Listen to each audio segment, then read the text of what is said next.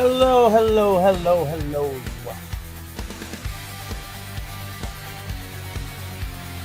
Where is my music? Oh, Crest.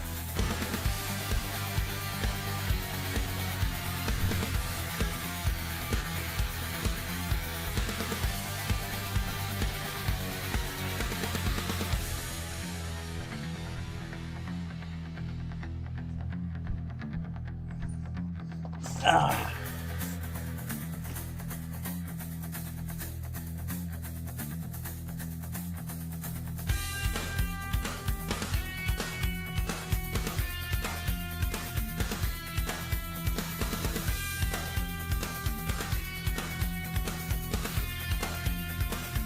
Here we are. Now I have it. There we go, there we go. Turned off the music. So, as you might have seen, we're going to be doing some candle making a little bit. And yeah, there's not much else to it. When we're cooling, we may do some diamond art.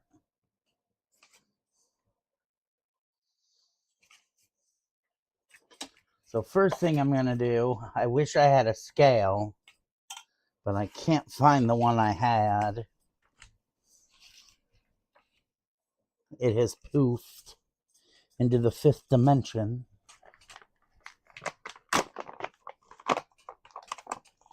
So my down and dirty method is to take a cup.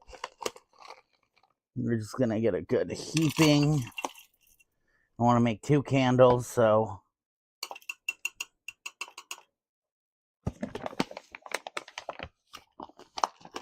one more heaping scoop and a half, I think, will be enough.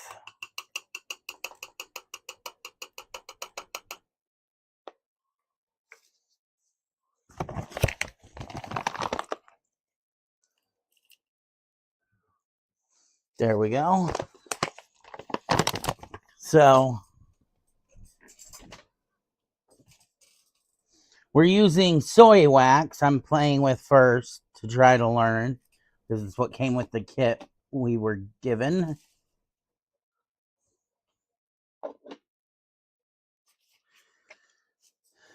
Now I need to look back up I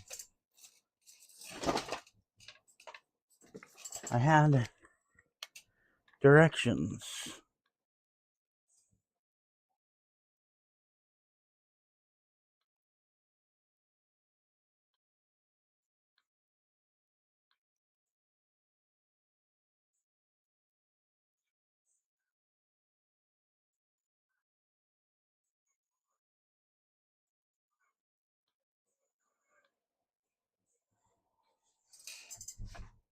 Okay. We're going to turn this up to 185.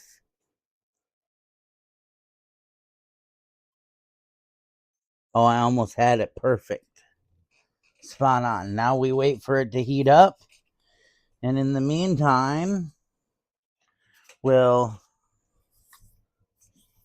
brush the outside of this off. I'm making sleepy time candles. They're going to be made with lavender essential oils and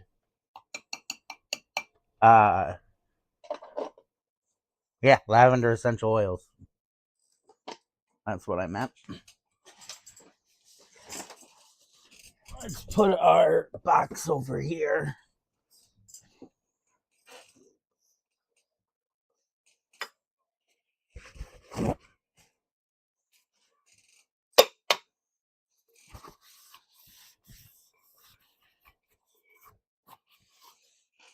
So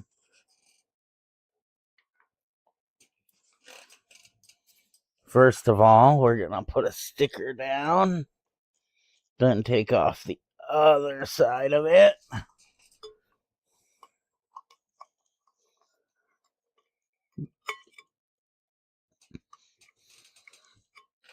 There we go. And then we'll take 2 wicks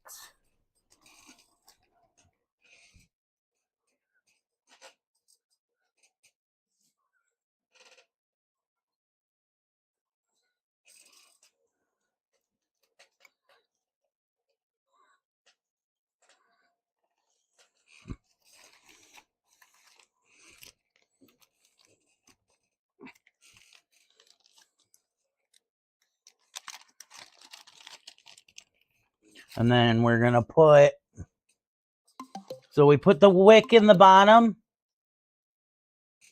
Okay. Thanks, Caleb. So we put the wick in the bottom with the sticker. Now we're going to stick this thing in, and it keeps the wick standing straight when I will be pouring the wax, which is almost up to temperature. Yep, and I can see it starting to melt on the edges. So now let's do this other jar. I was saying I'm gonna be making sleepy time candles, lavender scented. Ooh, that gets pretty toasty. Okay. Ugh.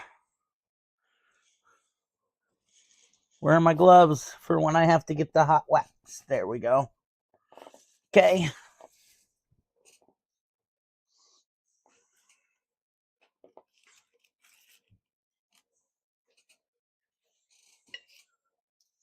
One of these stickers to hold it to the bottom. To hold it to the bottom.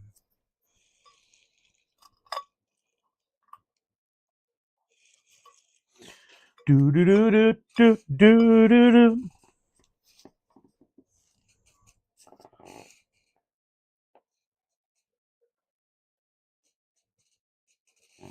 Then we're gonna stick this one to the bottom. Put it through our wooden dowel.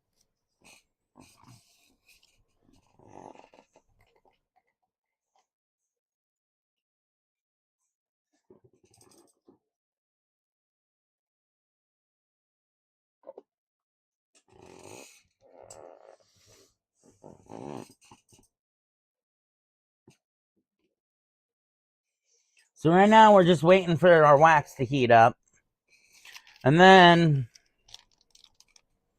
how much should I?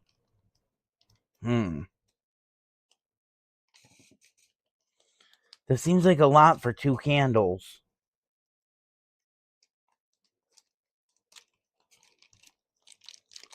So I think I'm gonna cut our colored wax in half. Might do. Canvases are a bit pricey. But I do have one that I haven't used yet from when I did the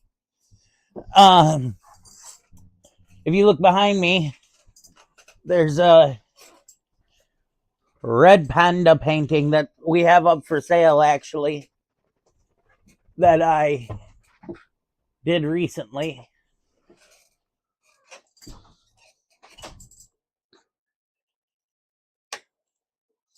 There we go. Drop that in there.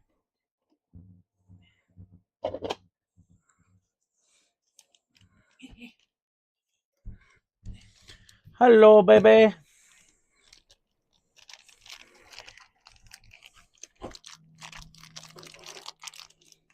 Put away our coloring wax. We don't add the essential oil till all the wax is melted. And then we bring it down in temp to 135, I believe. So while we wait for meltage, I have a YouTube playlist we can watch and discuss. So, the People's Republic of China and the Russian Federation, together they form the central axis of power. What was it? A roach or like an earwig? Earwig. I was gonna say, because I crushed one of them in the bathroom, so that wouldn't surprise me. But a roach, I would have died. Don't tell me we have roaches. We don't. Thank you.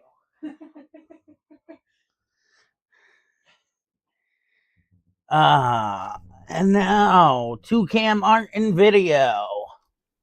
You can kind of see what's going on. It's much more I mean, with the glare on it, it kind of looks like it's more melted than it is yet.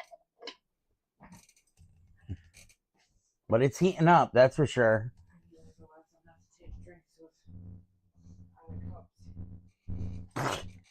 That would mean our boy had to learn a lesson.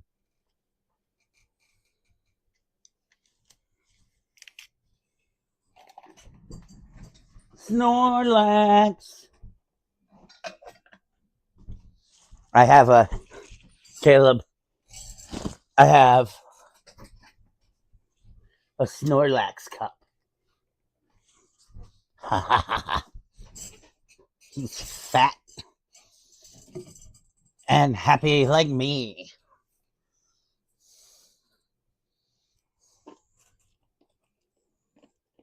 Okay, yeah, it's starting to melt.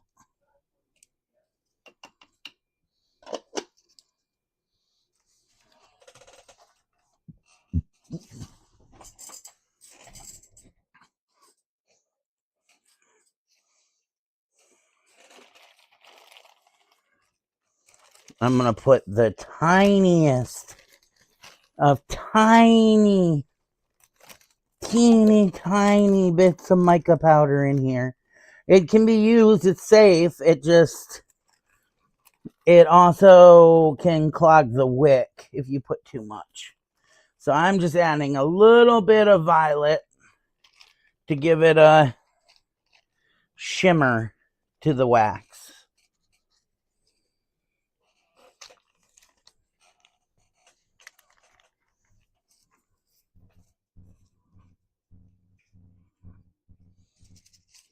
So we're going to open that.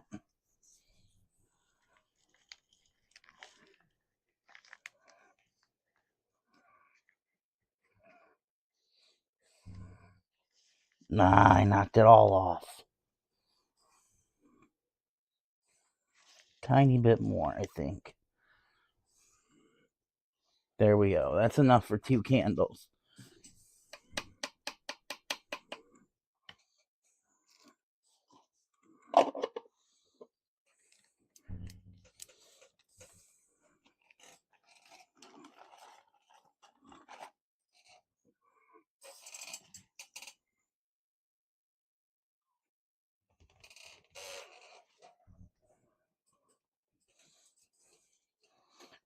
Tonight's the last night for our sale. If you want to place an order for the painting, after tonight it's going back to our normal prices, which isn't going to be that much more expensive. I think $10. I don't remember what I have that one up for sale. It's normally $40. I'm not a canvas that big. I'm generally going to sell for about $40 because it's not a teeny canvas. It took like 3 full streams to do. Anyways, video, news, Star Wars stories, etc., etc. Whoa! I just dropped my stream deck. Luckily, just on the table, but still. The People's Republic of China and the Russian Federation. Together, they form the central axis of power outside the Western world. Across the globe, China is the only nation with the sheer economic power to rival the United States or the European Union, while Russia holds the largest arsenal of nuclear weapons on the planet. Although the two nations and their respective leaders often cast their gaze in opposite directions, Xi Jinping to the Indo-Pacific and Vladimir Putin to Europe and the Middle East, they both like to describe their relationship as a sort of symbiosis. They're something more than just allies. They're united in pursuit of a global vision that they may only be able to bring to life if they work together. But it probably won't come as a surprise to say that when two all-powerful world leaders team up, they both tend to believe that they're the one who should be in charge. Beneath the cool, calm veneer of geostrategic cooperation, the China-Russia relationship is a very delicate dance. And like any other dance, somebody's got to lead and somebody's got to follow. Whether as a courtesy or to try and present a unified front to their shared adversaries, that's a problem that Moscow and Beijing have been trying to ignore. But it's become clearer than ever that the power behind this relationship is Look how pretty that's starting to look. No limits. So at the outset of this episode, we've got to introduce a very important technicality. If we're strictly following the geopolitical rules as written, China and Russia are not allies. That's mostly down to decisions made in Beijing, where, in fact, China has only one formal military ally, North Korea. But the China-North Korea alliance doesn't mean that the two sides always get along, or even that they get along most of the time, and the lack of an on-paper alliance between Russia and China doesn't have any bearing on the nation's ability to work together. Instead, Beijing and Moscow enjoy one of the closest relationships between world powers anywhere on Earth, similar to the relationship between, say, the United States and the United Kingdom. Russia relies on China as its largest trading partner, and China relies on Russia as its largest energy supplier. They're two of the 5 permanent members of the United Nations Security Council, and the co-captains of the International BRICS Alignment, and the leading members of the Shanghai Look at how pretty that Organization. wax is turning. They're working together to pursue a broadly consistent vision for the world, one in which the United States and Europe are counterbalanced. I didn't either, honestly. Like, it hasn't been until like the last year, 2.5 years. Nicole got me pyrography, which is wood burning kit, and she got me a wood burning kit, and that kind of like was not something that Jordan or anybody else had done before. And then I do a lot of like my designing on the computer because I'm used to like Photoshop and other tools. And then I have a projector in the back that I use at nighttime, but I also will bring out here and I'll sketch my design from the computer onto whatever the canvas, paper, whatever I'm working on. And then I will paint it or do it. And then I started, so I have a bunch of sets of coasters that I wood burned because I started that because this last Christmas, I made everybody like a coaster, everybody in the family, like immediate family. I made a coaster of their favorite animal. And so, which I'm proud of the fact that none of my designs for any of the family members, despite there being some of the same animals, are the same. And none of the family designs got used for my production design sets. The ones I'm selling are completely separate designs to everything else. Ooh, are we done? No, there's still some that needs to melt, but we're getting there.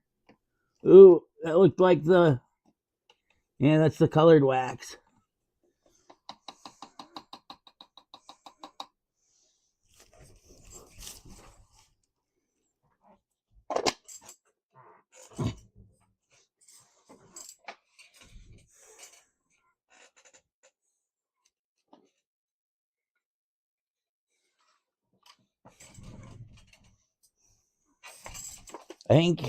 I don't feel like this is enough melted down wax for both these candles. So we're going to dig out another big handful. I'm probably overestimating how much I need. I do that with resin. But yeah, then I started doing resin, and then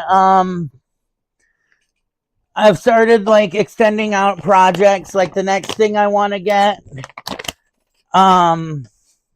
it's actually in the description. There's a link to an Amazon list instead of people if they don't want to donate, like specific things that like I'm looking to do. I want to start making river tables with resin and wood, which would be really like end tables and little round tables. I feel like that would be really fun and something cool. I'm doing learning candles, and then I'm also going to be doing soap making because those are kind of marketable things. And I'm trying to sell stuff to kind of pay for the next project or have stuff donated to us to pay for the next project so I can keep streaming, because art is not the cheapest thing, and like right now, into my YouTube career over this last year and my art channel, I've put out quite a bit of money. Granted, part of that was I had to wait till tax time, and I had a memory problem with my RAM. Well, I don't know if you know, but right now, because of AI, RAM and hard drives are incredibly jumping in price. It's why Apple and it's why Xbox recently and PlayStation all jumped their prices. And I ended up having to buy 2 new sticks of RAM because I kept having one short every time I would start to hit that part of the RAM. And unfortunately, because I had to wait till tax time, I paid a premium for it because of everything going on. I'm glad I did it when I did it because it's just gotten worse. But I've never seen prices on RAM go up year over year like I did between 2 years ago when I looked at tax time and this last year at tax time. Like, the same RAM, same space, same brand, same everything. And it's jumped $100 in the past 6 months. It's crazy.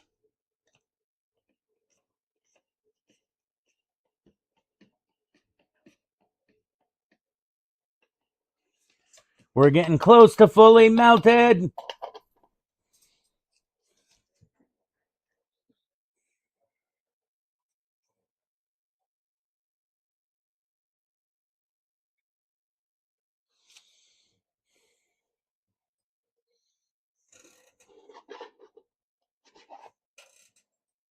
But yeah, I didn't do art when I was younger because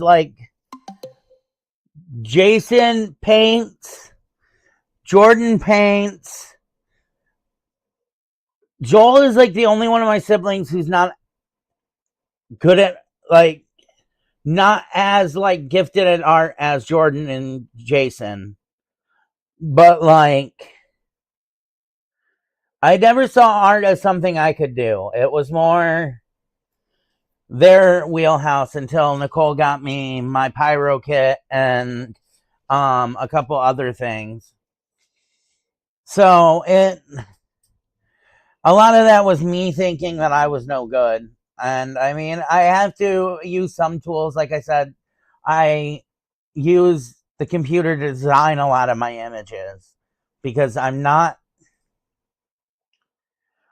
have a hard time visualizing a picture without being able to independently manipulate the elements to kind of feel it. And it wasn't until things like projectors and other tools I use came around that I felt good enough to do it. Yeah, I enjoy it. So what I'm doing is to be marketed like the candles. I'm enjoying it, but this is my first tests. But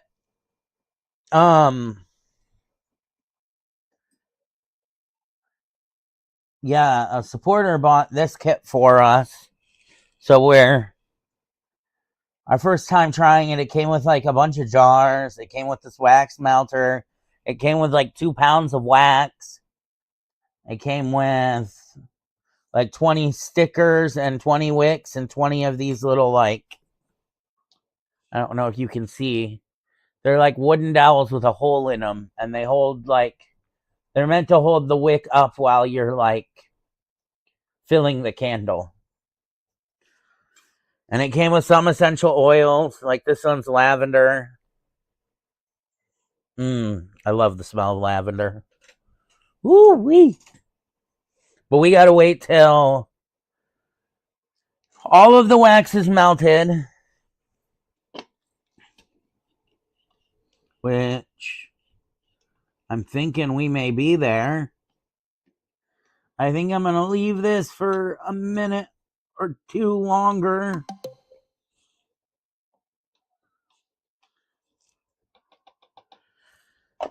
And then we'll bring it down to, I think, let me look at my instructions. I took notes. I take notes now.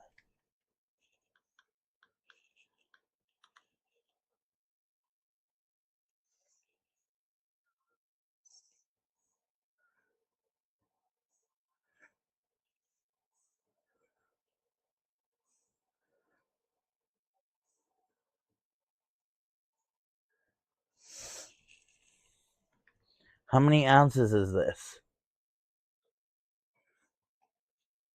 1.7 ounce.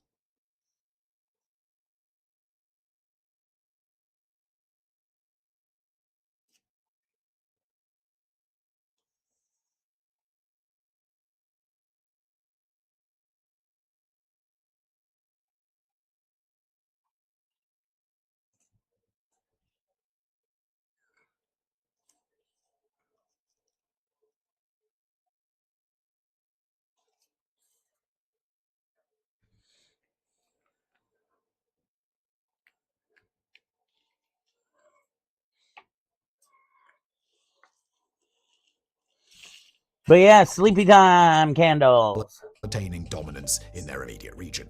These are a pair of countries that have each other's backs during the bad times as well as the good. During Russia's ongoing invasion of Ukraine, Moscow has been kept alive by the economic support, the steady flow of industrial components and consumer goods, and the diplomatic cover that China I have can to provide. sell stuff first China online. has reaped the rewards of the I haven't Western been able world to, sanctions if regime you want to against share Russia, our links and capitalizing on stuff, all the relationship I haven't been benefits able that to sell other countries nothing have that I left behind. made. I mean, I have someone The two from my countries are from engaged our in what they church call that's a quote no limits strategic partnership. going to That phrase buy doesn't one really mean set of anything in the official coasters, language and I'm of going to give them to international him for the war price that I've had them but on as a sale signal to the for. rest of the world, it's But worked quite other than well that, for I both haven't Putin really and Xi. like sold The two first declared anything. the partnership in February 2022. I would love, the same my month that Russia dream launched its Ukraine is invasion, to which like made it rather difficult to get misinterpret the tools message they were trying to send. and then Ever start since, earning Russia enough and that I China could have get a played small off one another as studio they've or like openly become more an old gas confrontational, more station or brazen in their something, attempts to wield power and and influence make abroad, like and an more art openly concerned about like building maker financial space where networks and people military can come supply and rent chains out that can space, resist use Western the different influence. tools that There we'd are have still practical constraints, of available. course. China can't go so far in support That's of my Russia's long-term invasion, dream. for example,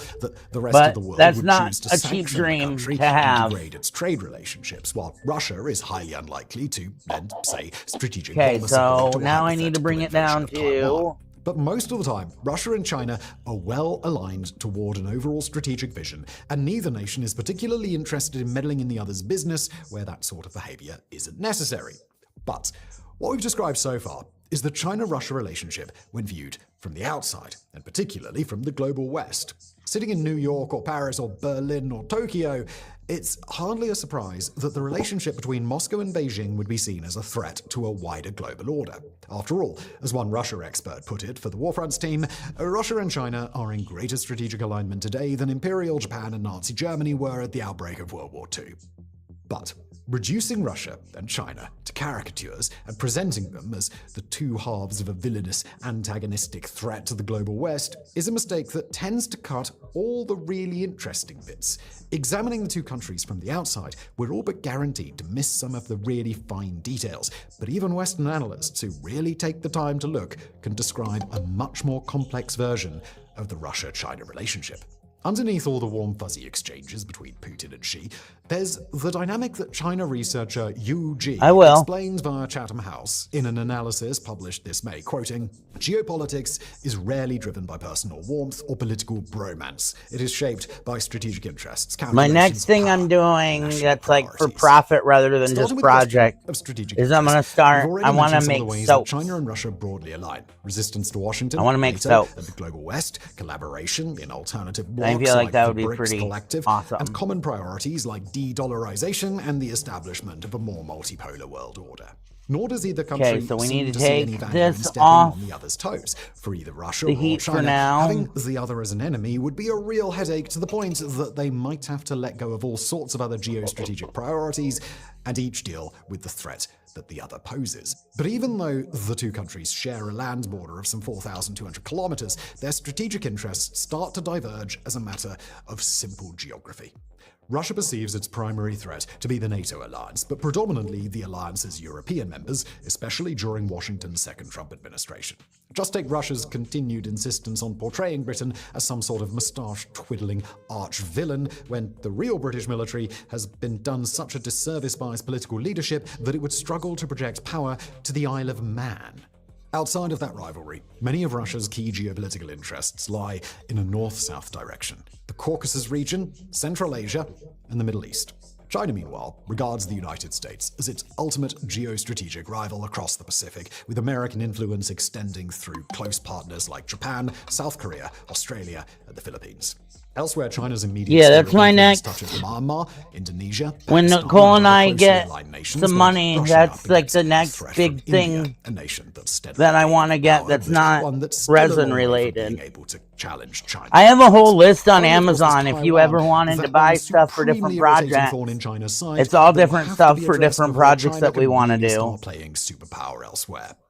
All told, But those Russian and Chinese because I would rather priorities are people almost mutually look at that exclusive. list and buy China's pointed something one than way, donate Russia's the pointed same other. amount of money, Even where the because two overlap more often in I'll end up places like doing the Sub-Saharan same thing Africa, it's in anyways. countries that aren't a top priority. I'm putting anything I make from the Moscow is channel among the or countries that Beijing my and art Moscow right really back cares into the about. business. The other is typically content to take a back seat.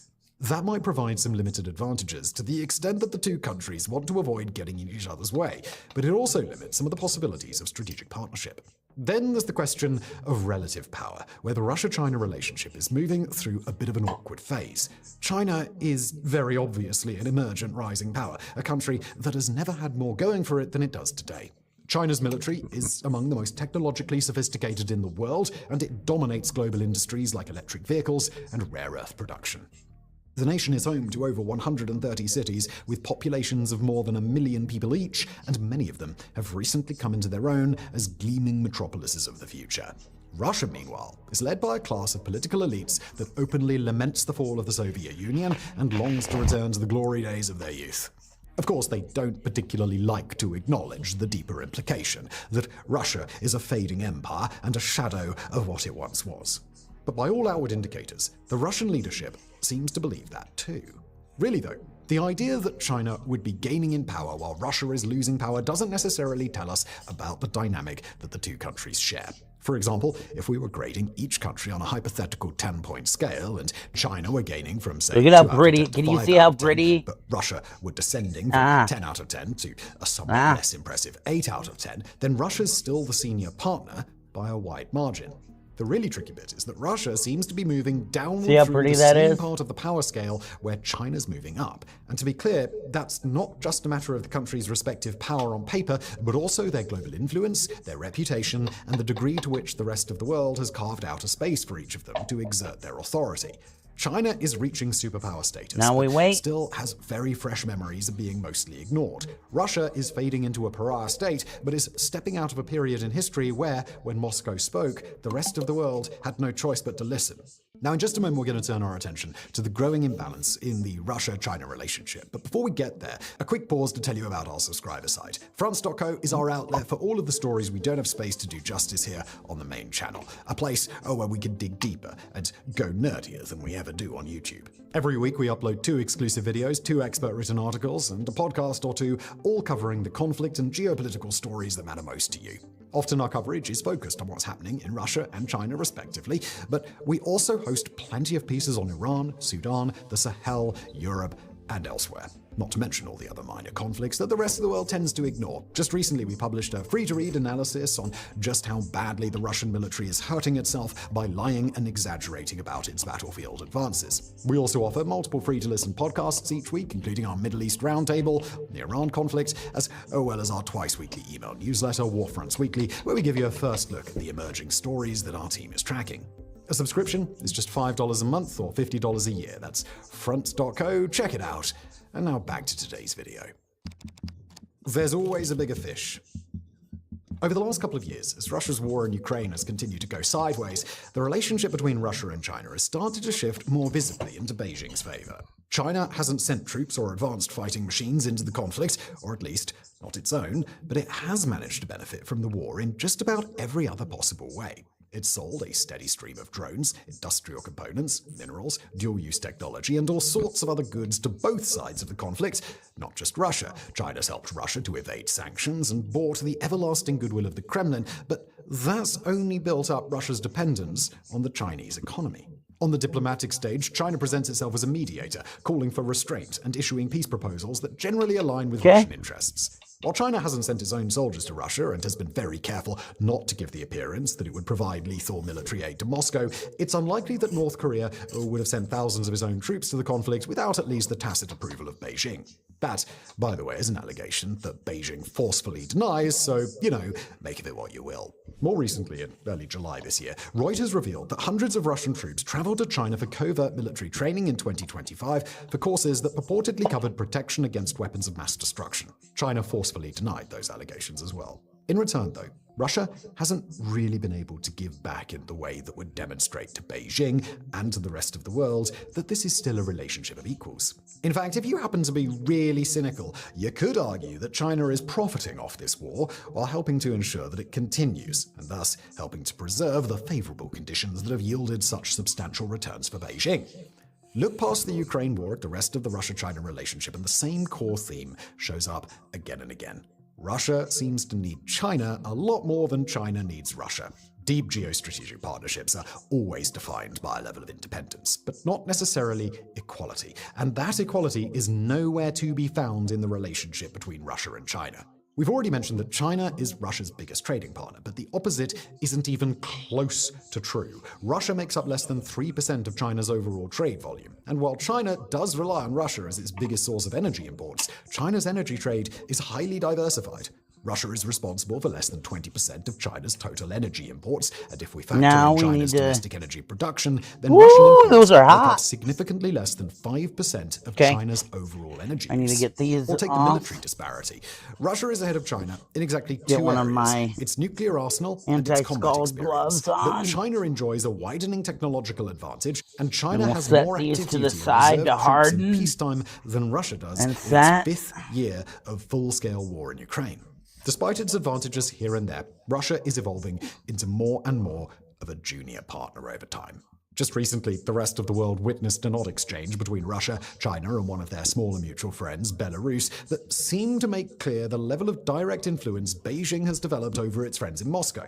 Right now, Belarusian President Alexander Lukashenko is in a bit of a pickle. Vladimir Putin wants him to facilitate a new advance into northern Ukraine from Belarusian territory, ideally using Belarusian troops. But Lukashenko knows that if he does that, or even if, using a recent example, he fails to shut down radio transmitters that facilitate Russian drone strikes when Ukraine tells him those transmitters should be shut down, then Ukraine will devastate Belarus without much trouble at all. Just recently, Lukashenko traveled to Russia for a highly unusual trip, a 2-day-long meeting with Putin himself, not in Moscow, but at Putin's heavily fortified Valdai resort. The content of Putin and Lukashenko's discussion is entirely unknown. There were no press photos from the meeting, no official readout, and no other indicators of the subject matter. But international onlookers broadly agree that Lukashenko was probably being pressured to allow a Belarus-based offensive. Most likely, he was on the receiving end of Vladimir Putin's, shall we say, unique negotiating style, where Putin is known for giving hours-long lectures on centuries of Russian historical grievances to illustrate his points. But even more interesting than the Valdai meeting was what Lukashenko did afterward. First, he returned to Minsk for a little bit, but then he got back on his jet and flew out to Beijing, where he received a very hastily scheduled personal audience with Xi Jinping himself, and for 3 hours, no less. In this case, the meeting was slightly more manicured for the press, but it was not on the books beforehand. It's rare, of course, for a guy in Lukashenko's position to show up on the doorstep of any world superpower and carve out several hours of their leader's personal time without making extensive prior arrangements. But for Xi Jinping, it is extremely unusual that Lukashenko would get an audience like this. Those gaps start to be filled in, however, when we factor in Belarus's importance to China, both as a key producer of fertilizers and other materials that China badly needs, and as a Chinese investment, trade, and logistical hub. China has invested a lot of time and money into Belarus over the years, and just like its investments in, say, Myanmar or Pakistan, Yeah, this is China about, strongly opposed to seeing its capital blown up for reasons that don't the serve relationship Chinese interests. between Even China more telling, Beijing and did provide an official Russia, readout from the meeting, whereas Russia and how didn't. it's been And changing. in Beijing's document, the country's Ministry of Foreign Affairs stressed China's strong support for Belarusian sovereignty, territorial And let me integrity, put on and loop the independence. playlist. Now, that's fairly Shuffle the standard diplomatic playlist. language, but in this case, the subtext is really hard to miss. If Putin did try to pressure Lukashenko, then this was China telling him to f*** off, complete with a wink and a nod for the entire rest of the world to witness. Nor is this the only recent instance where China's played spoiler and basically exercised an informal veto power to stop Russia from pushing around a country that's long been regarded as a vassal state. Kazakhstan, for example, has been under pressure from Moscow to step up its support, while it also depends mostly on Russian export terminals to sell its crude oil. As Moscow becomes more difficult to associate with, however, and as Kazakhstan watches Russian oil infrastructure be blown up with increasing frequency, China has stepped in to relieve the pressure. Recent developments in the Kazakh energy sector suggest that China is working to open a major new area for oil shipments to Chinese refiners and alternatives in Azerbaijan rather than Russian ones. Dude, I Adding wish you insult to injury, drove. the You new could come over pipelines and to hang China out. will require upgrades to facilities on Russian soil. More broadly, Kazakhstan is expanding its economic and strategic cooperation with China at the same moment that it's winding down with Russia, not least because Beijing treats its Kazakh partners with a bit more dignity than Moscow does. And even outside powers are signaling that they too believe that China is the relationship's senior partner. The United States is in the process of drawing down its forces in Europe and has already left countries like Syria, where it used to deter Russian action, in favor of a shift to the Indo-Pacific, where China is the paramount threat. Europe is in the middle of a rearmament push, with Russia openly regarded as the near-term threat. But in Europe too, long-term strategic calculations generally hinge on the idea that Russia will eventually fade away, and Europe will have to shift its attention to China. There are subtle signs coming out of China that Beijing may want to firm up its territorial claims against parts of Russian Siberia, not to take any imminent action. That'd be to quite a remind ride to Russia ride of its all the way place, here. and perhaps lay the foundation for an annexation in a decade or two. As of now, this is a back-page story, and rightfully so. It's certainly not something that high-ranking CCP members are pushing. Instead, it's an idea that's brought up intermittently in academic papers, forums, and other venues that don't represent Chinese state policy, but that are allowed to exist and discuss what they're discussing because Chinese censors explicitly allow it. In essence, these Chinese contributors argue We're for gonna Beijing transition do to doing Moscow a diamond the same art. thing that Moscow did to Kyiv. Da, Invade, da, da, annex a da, portion of da, Siberia, da, where da, Russian da, defenses da, are minimal, da. but where China could gain reliable Da, access da, to da, much da, needed oil and gas reserves, fresh water for the northern provinces, rare earth minerals, and much, much more. Again, this is not an acknowledged Chinese. I mean, we plan are. for the future. We're like Instead, at the it's Flats an of idea Douglas, that's been remember? allowed to circulate through Chinese But I don't know discourse how more far you guys frequently are from in us. the way that so many inflammatory policies can be partially normalized long We're before like they're ever adopted by the state itself. right around the corner from the Geopolitically speaking, hospital. It's far too early for the world to decide that Russia has become irrelevant. Moscow still possesses the world's largest nuclear arsenal. Europe almost uniformly regards Moscow as a mortal strategic threat. And as a new global flashpoint develops in the high Arctic, Russia will be eager to throw its weight around. But in the two-state relationship between Russia and China, Russia has gone from the older but more experienced senior partner to a relative equal, and now to a junior partner. Russia's position continues to degrade each year, and its dependence on China continues to grow, and Russia doesn't seem to have the tools it would require to start turning things around. As for whether China would ever want to turn Russia into something more akin to a vassal state, we can't say for certain, but given enough time on this current trajectory, that seems to be where Moscow is headed. Thank you for watching.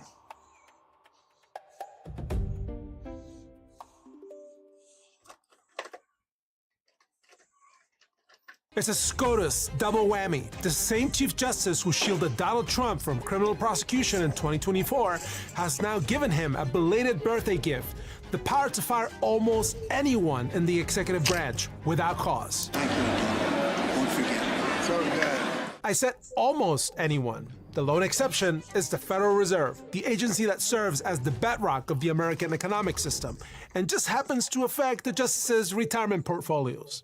The message is clear. John Roberts and his supermajority believe it's lawful for Trump to mess with any part of the government he wants to, as long as he doesn't touch the money. And the reason they give for the Federal Reserve being special above all other agencies is, to paraphrase, just vibes. Literally, vibes. Who could have predicted this? Yeah, we're going to the I family wrote about reunion. this right here. Now, the job is complete. The Supreme Court took another big step in its ongoing turbocharging of presidential power, holding that the president may remove FTC commissioners at will, not just for the reasons Congress spelled out in the FTC Act. Those restrictions are now unconstitutional. The case before the court was Trump versus Slaughter. Back in March 2025, Trump fired FTC Commissioner Rebecca Kelly Slaughter without cause. Until recently, the law said FTC commissioners could only be fired for inefficiency, neglect of duty, or malfeasance in office. The statute is by necessity. Otherwise, any incoming president can lawfully purge the government and replace independent administrators with loyalists and partisan hacks. We have plenty of those these days. But the court just said that the firing of Slaughter was lawful anyway. On paper, the Slaughter decision may be a win for the Trump administration, but it's a huge loss for the public and Congress. The ruling cements the president's control over parts of the government. Star Wars story, what is this? What if the Force revived Anakin and set him to fight Thanos? Okay. I'm not the biggest fan of Marvel, but I'm okay with this. Anakin Skywalker and sent him to fight Thanos. What if? Let's explore the depths of it in the video. For as long as Anakin can remember, he's hoped that one day someone would come and get rid of the Hutts. It didn't matter if it was the Jedi, the Republic, or someone else, but now he's starting to regret that wish.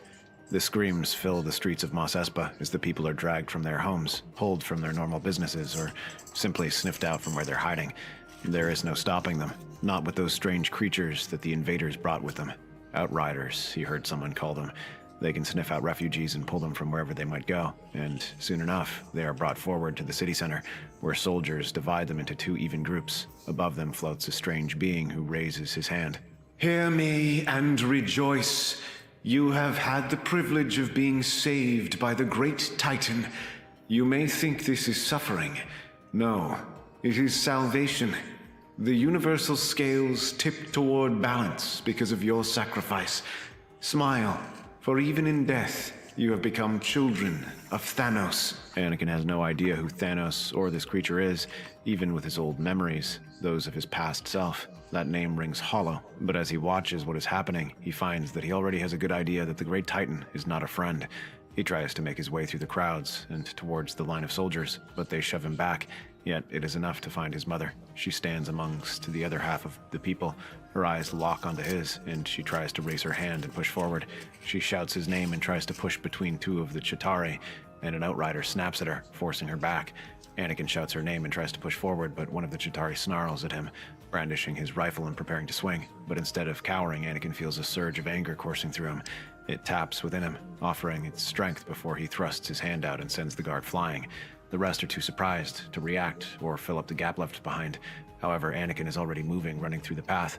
As Ebony Maw continues his speech, he sees Anakin approaching. He gestures toward a pair of the Chitauri to stop him, but Anakin is moving first. The boy feels his anger overcoming him. He feels it in his very soul and lets it flow through him. Although he knows where the path leads, he does not care, not when his mother is in peril. There is a sickening snap as the two guards' circuits overload and their bodies bend in unnatural angles. This time, Maw watches with renewed interest. He leans forward and sends a wave of earth and sand rushing towards Anakin. The boy does not slow down and leaps over it. The Force offers its power again, and he flies past the wave and lands on solid ground. He advances towards the Ebony Maw once again, but the leader on the Black Order does not flinch. He smirks and subtly flicks his fingers, guiding the wave back to hit Anakin from behind. The boy is too slow to avoid, and as it hits him, the tide of sand spreads out and wraps around him, holding his arms and legs and keeping him in place. What an intriguing specimen. I can see why Lord Thanos wished for this planet to be selected. Perhaps you may serve as the newest member of our Black Order. As for the rest of this place, you had best look away from what will happen next. The Ebony Maw raises one hand, the same one pointing towards the group where his mother is, and as his hand rises, the Chitauri raise their weapons. People scramble back and try to move away. Before he can give the order, another force slams into the creature and sends him stumbling back. Looking up, he sees a figure leap down from the roof, igniting a double-bladed lightsaber. Maul smiles and twirls the weapon as he approaches. You are not welcome here, servant of the Mad Titan. And you expect me to believe you speak for these people? I do not need to speak for them to know what they are thinking. He smirks as another force push forces Ebony Maw to dodge. However, it disrupts his concentration enough that Anakin finds himself in relief. He stares at the Night Brother, recalling the last time they saw each other was not far from this time, when he tried to stop Qui-Gon from rescuing him. And then he killed him. Qui-Gon. A surge of anger flows through him as he watches the pair fight. Maul darts around, flashing a series of quick strikes.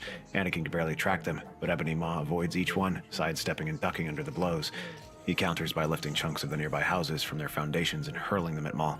The Sith's eyes widen as he avoids the first time, but when the last one comes flying, he slams his lightsaber down and hacks it apart. He then advances on the Black Order creature, swiping at his side, but failing to hit him again. Suddenly, Maul's foot comes out and knocks Ebony Maw off balance. He rolls on the ground just as Maul leaps up and prepares to bring his lightsaber down. Ebony Maw rolls out of the way, but feels another push that throws him through the wall as Anakin raises his hand. The creature disappears into the rubble, and he believes that he might be dead. But suddenly, all of the Chitauri's comms crackle to life as his voice fills them. What are you doing?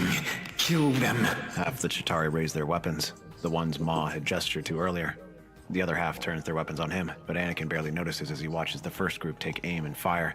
Everything seems to move in slow motion, watching as the plasma bolts rain down and strike the nearest people.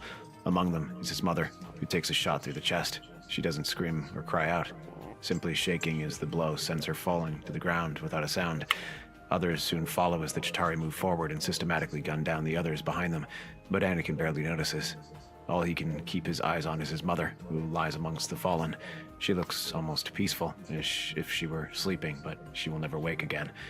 And then the rage that floods through his body explodes in a shockwave of force energy, sending it flying across the square and throwing the Chitauri in all directions.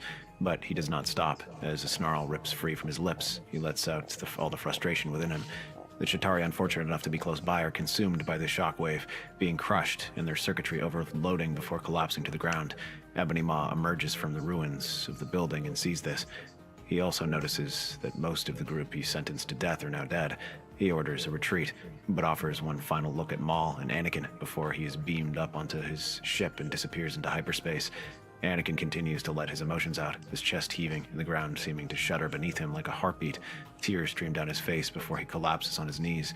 Maul watches him, first from a distance, but then takes a few cautious steps and places a hand on his shoulder. You certainly are full of surprises, young one. You have my thanks for your assistance. To his surprise, Anakin shoves his hand from his shoulder and glares at him. Maul tenses, looking ready to strike him as punishment. However, he holds himself back for now. Get away from me. Do not think for a moment that I don't know who you are, Darth Maul. How did you... I know much more than you think.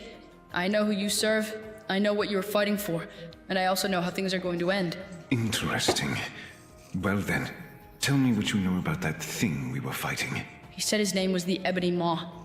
A name means nothing without the information to use it, and it seems to me that you do not have that information. So tell me, what is it that you know? Or perhaps the better question is, what do you want to know? Who were those people, and why did you help me? Who said I was here to help you? Truth be told, I had no idea who you were, but now that I see you, I am quite interested in learning more about you. However, to answer your other question, I'm here because I'm trying to stop that Ebony Maw and his master, Thanos. Thanos? The Mad Titan.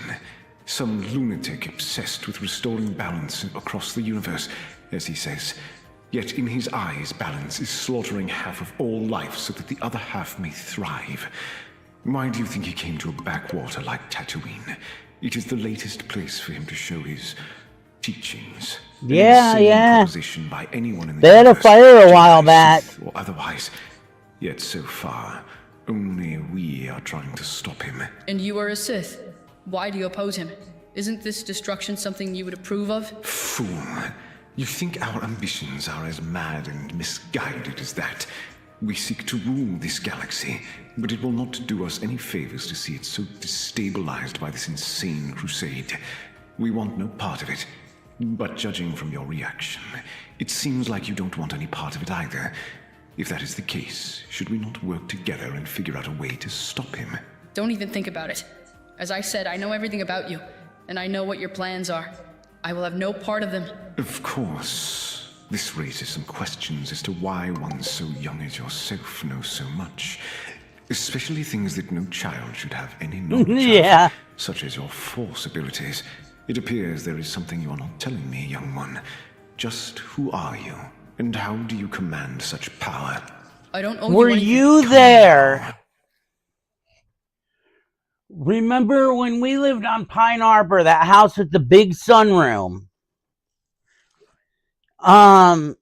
Were you there that night that Mom had like a Bible study and Stephen gone and Lucas and me and Jordan were all there, and the next door neighbor lady came out because a bunch of us were riding skateboards, and she just sat there and stared at us?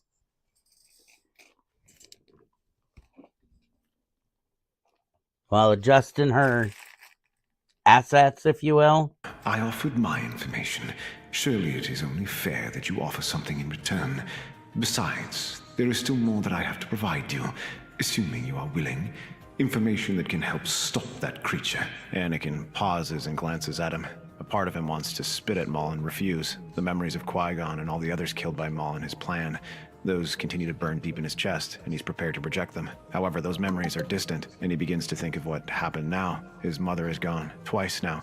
This was what should have been different. Yeah. This was the good thing that came from being revived, yet this Thanos took that from him. As he looks at Maul's hand, Anakin feels the hatred burning within his soul, pushing him to take it, and so he does. The Sith warrior looks at the boy and smiles, helping him to his feet and guiding him to his ship. He does not say where they're going or what they're to do, but Anakin already has a good idea of what is to happen. It is a situation he would rather not think about, so he passes the time by talking to Maul. The Night Brother is curious about what he knows and demands that Anakin tell him what it is. At first, he hesitates, but Maul coaxes the tail out of him, even if Anakin is sure he won't believe him. He explains how he was born with strange memories of things that have never happened to him and things that happened in the future when he was an adult. Terrible things that have marked him and kept him up at night trying to make sense of it. Pretty much. Among them, he mentions Maul's role in all of it and Palpatine's rise to power. He takes some pleasure when he reveals how the future Emperor will betray him and leave him for dead. When he sees the snarl building in the warrior's throat, he suppresses a smile. It isn't enough to fully hide it, so Maul lets out a furious roar, not to laugh. But soon enough, he becomes less keen on asking questions, and they soon arrive in a laboratory on Mustafar. He does not bring Anakin inside right away. Instead, Maul speaks to his master, reporting everything that happened. Try as he might, he cannot help but keep the uncertainty from his voice, but it is expected from what he's seen. This was one of Thanos' boldest attacks, rampaging across the heart of Hutt territory. It is a direct challenge for them and marks him as a threat that can no longer be ignored. What truly gets their attention is the reports of Anakin and what he knows. Palpatine nods, trying to hide his surprise. Soon, Anakin is invited inside, and Palpatine is waiting for him, arms spread out like a grandfather embracing his grandson. My boy, I can only imagine the sort of pain you must be in after witnessing that horrible display. You have my sincerest sympathies. Don't do the voice, don't spread your arms like that, and don't call me your boy. I'm afraid I don't understand. Yes, you do. You understand perfectly. Let's save each other's time, Darth Sidious. I know whatever you're about to offer me has a price attached to it. The temperature in the room seems to drop despite the lava. Palpatine's arms lower slowly. The warmth drains from his expression, replaced by something honest, a cold calculation that he analyzes him with. Maul told me you were unusual. I confess I didn't appreciate the full extent of it until this moment. Very well. No performances. You're angry. That's understandable. You've lost your mother to a threat that no one in this galaxy seems to take seriously. But please remember that we are the only ones currently offering a solution. You mean using me? Of course I do. And you intend to use me. That's what an alliance is, when you strip the poetry away. The question is whether we use each other. The question isn't whether we are using each other. The question is whether what we're building together is worth the cost. The Senate has been in session for 3 weeks, debating whether Thanos' attacks constitute an actionable threat to the Republic. 3 weeks, while worlds burn. They could have stopped the attack on Tatooine, but they decided not to. It was directed towards the Hutts. It was not their concern. Senator Organa proposes a relief bill. Senator Tarr moves to table it. The motion passes. Everyone goes home satisfied that they have done their duty. And you expect me to believe that you would do anything different if you were in charge? Whatever you believe Wow. it to be, know that I make the most of my actions. I have been trying to mobilize. I'm writing, my allies, but I am not strong enough to. Yeah, into action. no, I think the oldest But was we like don't 14. need the Senate's permission to move. We are already here. We are already acting. You said Maul told you what I know. I'm writing a story I've been working on. Research. You could cheat death. You told me as much. I did, and I can introduce you to him if you'd like. I'm writing Anakin was raised Mandalorian story.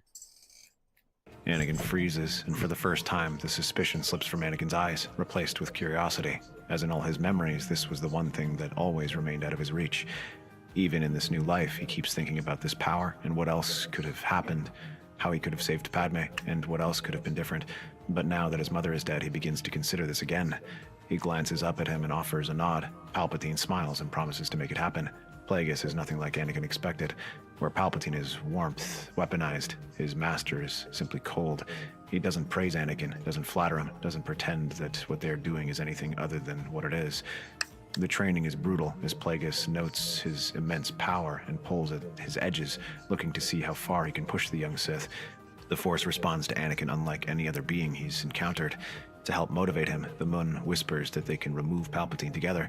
Once he learns of how Palpatine becomes Emperor, Plagueis is convinced Palpatine will kill him. These conversations are all kept in hushed tones as Palpatine watches, and Anakin sees him, and he puts on a show. He masters the dark side powers at speeds faster than Palpatine did, and continues to gain strength. But afterward, they begin launching attacks, and this is Maul's specialty. It's no, I am your father. Supply chain operating. I believe. They intercept a Chitauri patrol harassing a spice freighter near Kessel. They locate and destroy a staging ground on a nameless moon where outriders were being bred and conditioned. Each operation is clean. Each one leaves Anakin more capable than the last. Over the years, the two find themselves fighting alongside each other more and more. I'll be right Maul back. fights I'm like gonna a check demon on and those matches his candles. apprentice. Anakin is equally fierce, trying to match his aggression with his raw power. This comes in controlled bursts, but sometimes explodes in pure fury. Those are Shockwaves that pretty. almost leave visible stains in the Force that give Maul pause. The most brutal is when Anakin raids one of Thanos' Black Order facilities. It is a training area, and a dozen of them rush him, but instead of fighting them at once, he unleashes that Force shockwave that throws them back, leaving broken bodies and shattered bones everywhere. You're using the anger differently than you were 3 months ago. I'm using it better. That's one word for it. When I was your age, I was told the same thing. That I was learning to harness it. That control was coming, but control is what the Sith thrive on. The best puppets are those who believe themselves to be in control. You're not exactly the person I want life advice from. No, I imagine not. But I'm the person standing here. It's called being good at something. Keep telling yourself that. He walks past Anakin and boards the They ship. look Anakin stands good outside so a moment far. longer than he needs to before following him. He doesn't tell Maul what exactly happened at the relay station. The moment Anakin had reached out, the feeling afterwards was warm and very quiet, and nothing like guilt. It was euphoric. As the raid continues, they begin to notice a pattern. Though Maul is reputed as a brute, he is not as foolish as others might think. And he gathers data from each raid. He studies the information. They all point to a growing buildup in the unknown regions, something far larger than attacking the Hutts. He pulls up the star map and begins placing markers. The movements spread across 4 sectors, different systems, seemingly random in their selections of targets, except that a shape begins to emerge once they begin to cross-reference information. Each report of movement corresponds with a location that appears in Sith and Jedi records as a nexus of unusual Force signatures, anomalies that were never fully explained, and the strongest of these appear in the unknown regions. When he studies the gathered communications, he finds notice of something else, something called the Infinity Stones. Anakin stares at the map for a long time. A cold feeling settles in his chest. Palpatine and Plagueis are even more stunned, as when they hear this, a rare glimmer of fear flashes across their faces. Plagueis clears his throat and explains that the Infinity Stones are a set of legendary artifacts, things that supposedly possess immense power. If Thanos gets his hands on them, his insane quest suddenly appears a lot more possible. This leads the four to conduct a shared meditation ritual to track these Force signatures. Eventually, they focus on a place, a world with no name on their records, Force dim and unremarkable. Soon enough, the four of them decide to journey to this planet, but rather than arriving in secret, they decide to broadcast their presence, hovering over a place called New York City. Oh, From my there, neck they hurts find so a bad figure doing these. approaching, encased in power suits and with his weapons trained on them, while a jet appears behind, demanding to know their intentions. All right, got a visual in the ship, Cap. Since you haven't started shooting, we're going to assume you're not hostiles. But you're hovering in a no-fly zone, so if you're lost, feel free to let us know so we can escort you to wherever you're going. I assume Comic-Con? Greetings. Or maybe the retirement home. We are here because something very dangerous is on its way to your planet. Something that's already destroyed dozens of worlds across our galaxy, and he seeks a force of immense power on your planet. Yeah, we know. Big purple guy, Infinity Stones, ends of everything. We're aware. Then we're on the same side.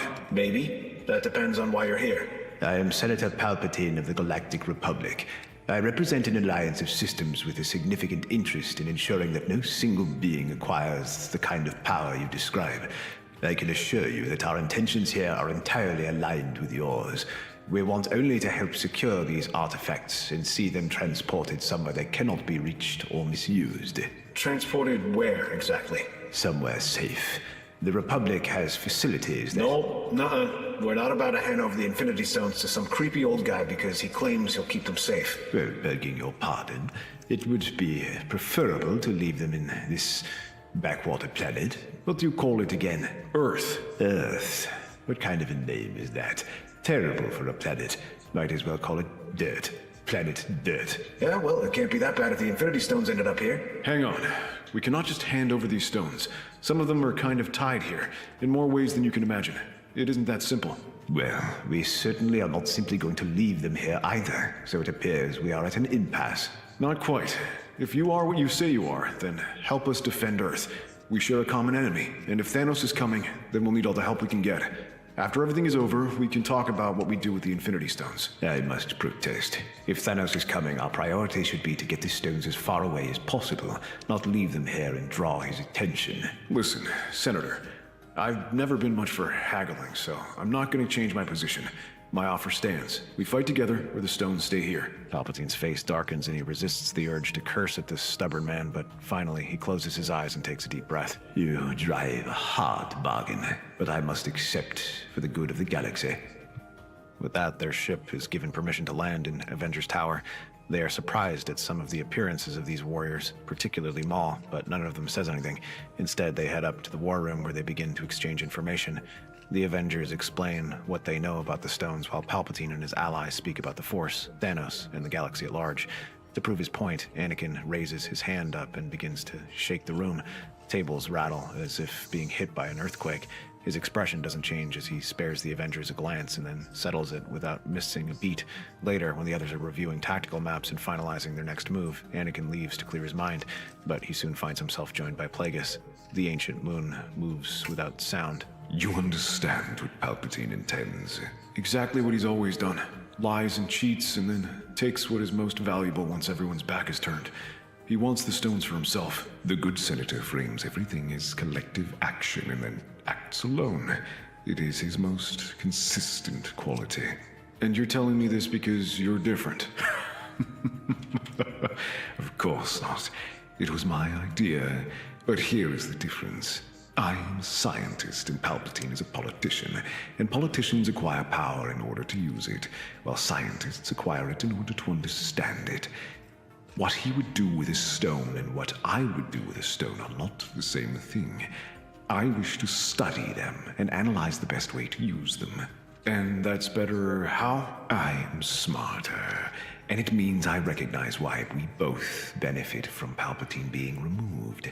Let him claim the stones so he may take the blame, then eliminate him quietly. And why don't you do it? Because he will expect me to strike, but he believes you are his. And besides, why risk my own skin when someone else will do it for me? Because I know whatever he might have taught you, he never told you about my greatest project.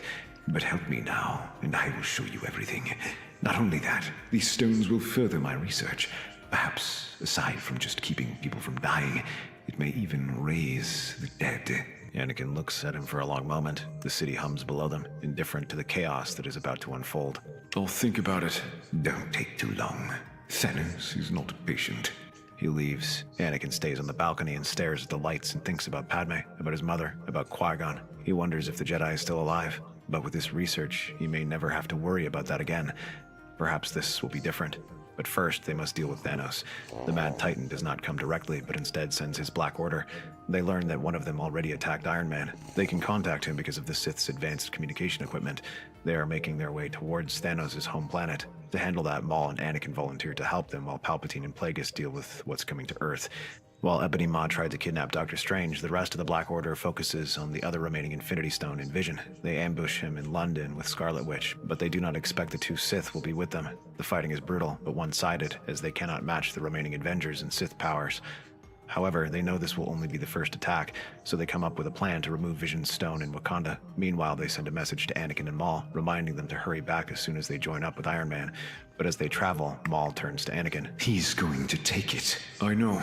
Wakanda puts him in position. Vision's stone extracted, the Avengers occupied with Thanos' army. Palpatine will now have a window to take them.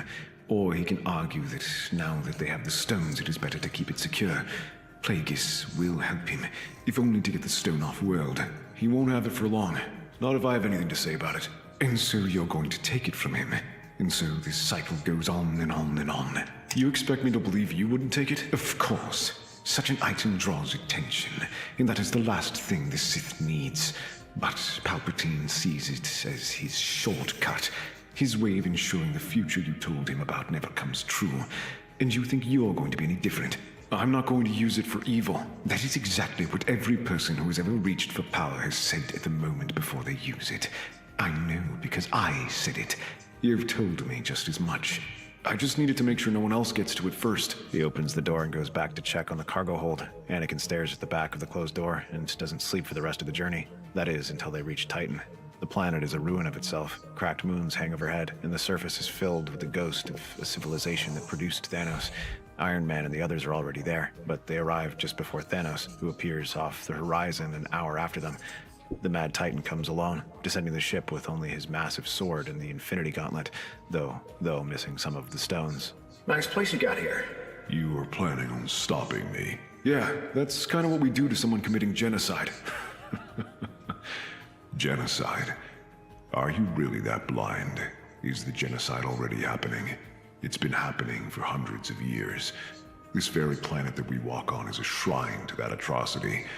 You think it is a bomb, but it is a slow-acting poison, sucking the life from within. All of this disappeared within living memory. And so your plan is to destroy everything, stop the people who can fix the problem. Not everything. Just half. Enough for the Thanks, universe honey. to survive. Then it will be clean, painless, efficient, and without judgment. Yeah, try saying that to the grieving widows and orphans you're about to leave. Anakin's grip on his lightsaber tightens at the mention of orphans and widows. His thoughts flash to his mom, and he feels his anger threatening to get the better of him. Before he can control himself, he springs forward. Thanos blocks the first strike with his gauntlet, then sends him flying back with a kick. Star-Lord appears from the side, firing his blasters and forcing the Titan to raise his gauntlet up to defend.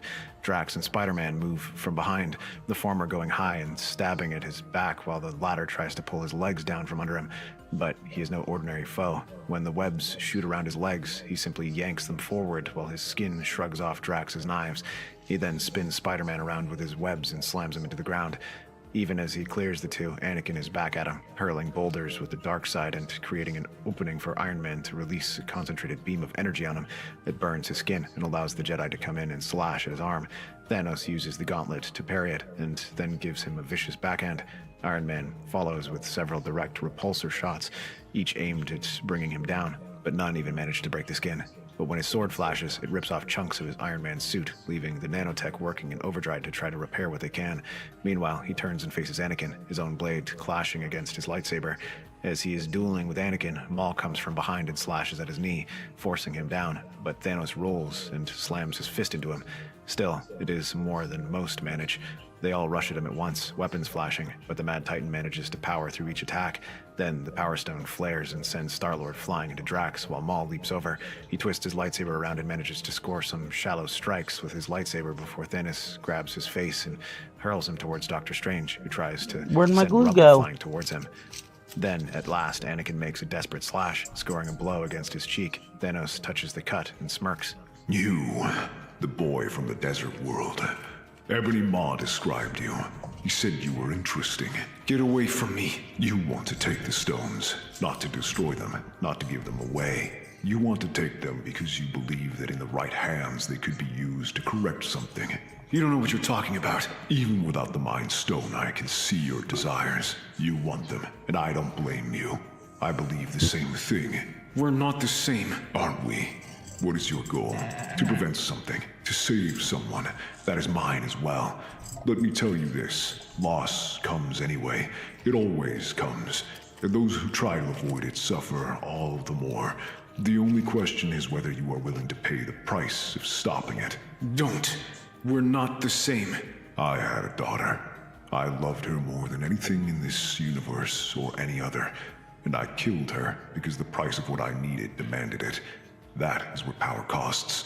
It cannot just be taken, and you cannot just expect it to prevent suffering. The word weak lands somewhere specific. Anakin's mother, a boy on Tatooine 9 years old, is watching as a plasma bolt hit a chest and a body fall quietly. A woman on Mustafar, in a future that hasn't happened, a suit of black armor, a mechanical breath.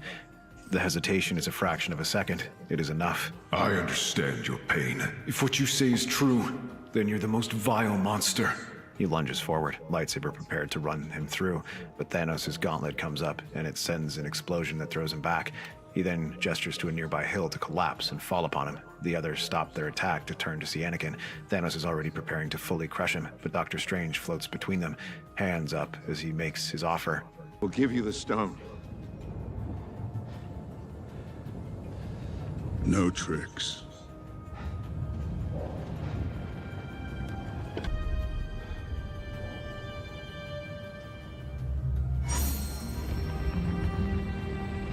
Thanos takes it, but then disappears behind the portal.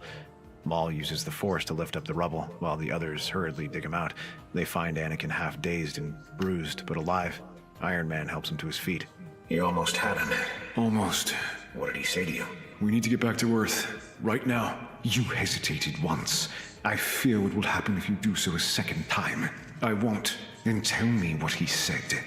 That suffering will come in the path I walk. Now we need to go. Palpatine has had long enough. The battle for Wakanda is everything Rogers hoped it would be. Even without Thanos, his entire army arrives. The outright. I'll be right back, guys. I gotta pee.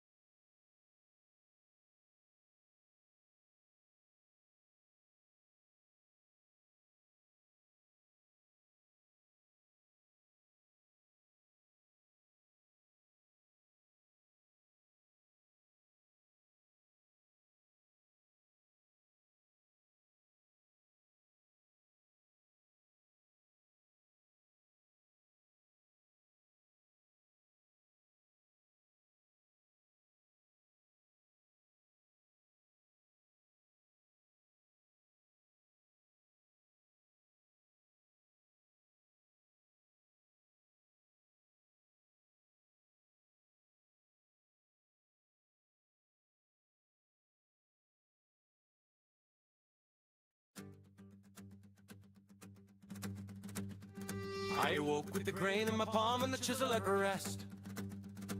A plank on the bench and a knot in its chest. The kettle sang thin while the daylight spread, and I laid out my colors like a deck of cards read.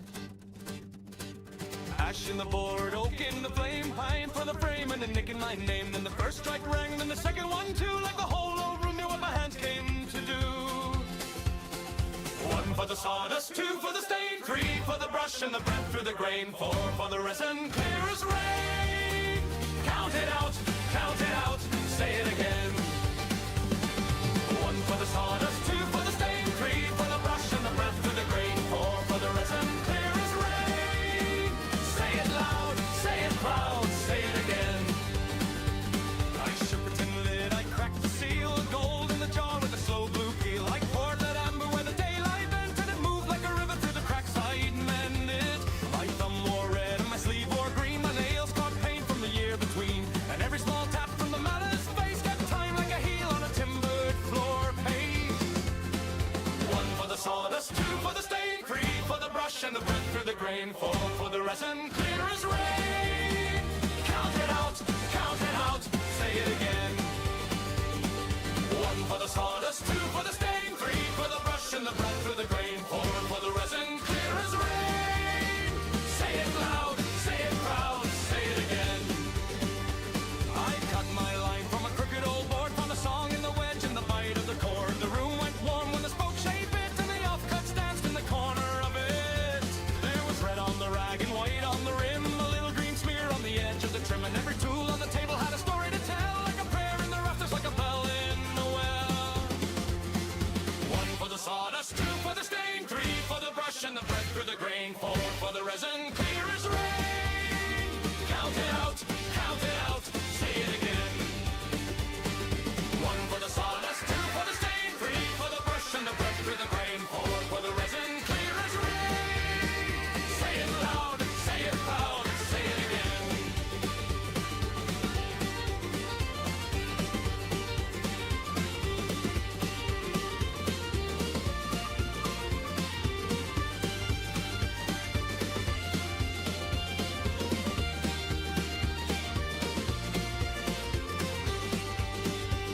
When the varnish dries, let the whole thing shine.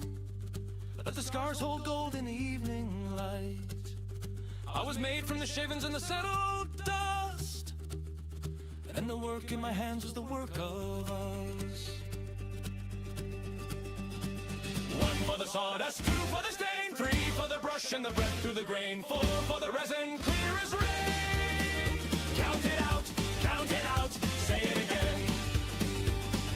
1 for the sawdust, 2 for the stain, 3 for the brush and the breath through the grain, 4 for the resin, clear as rain.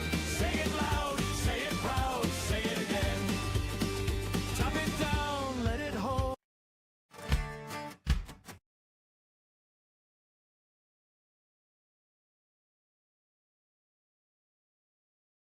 This is a life. Hold on tight. And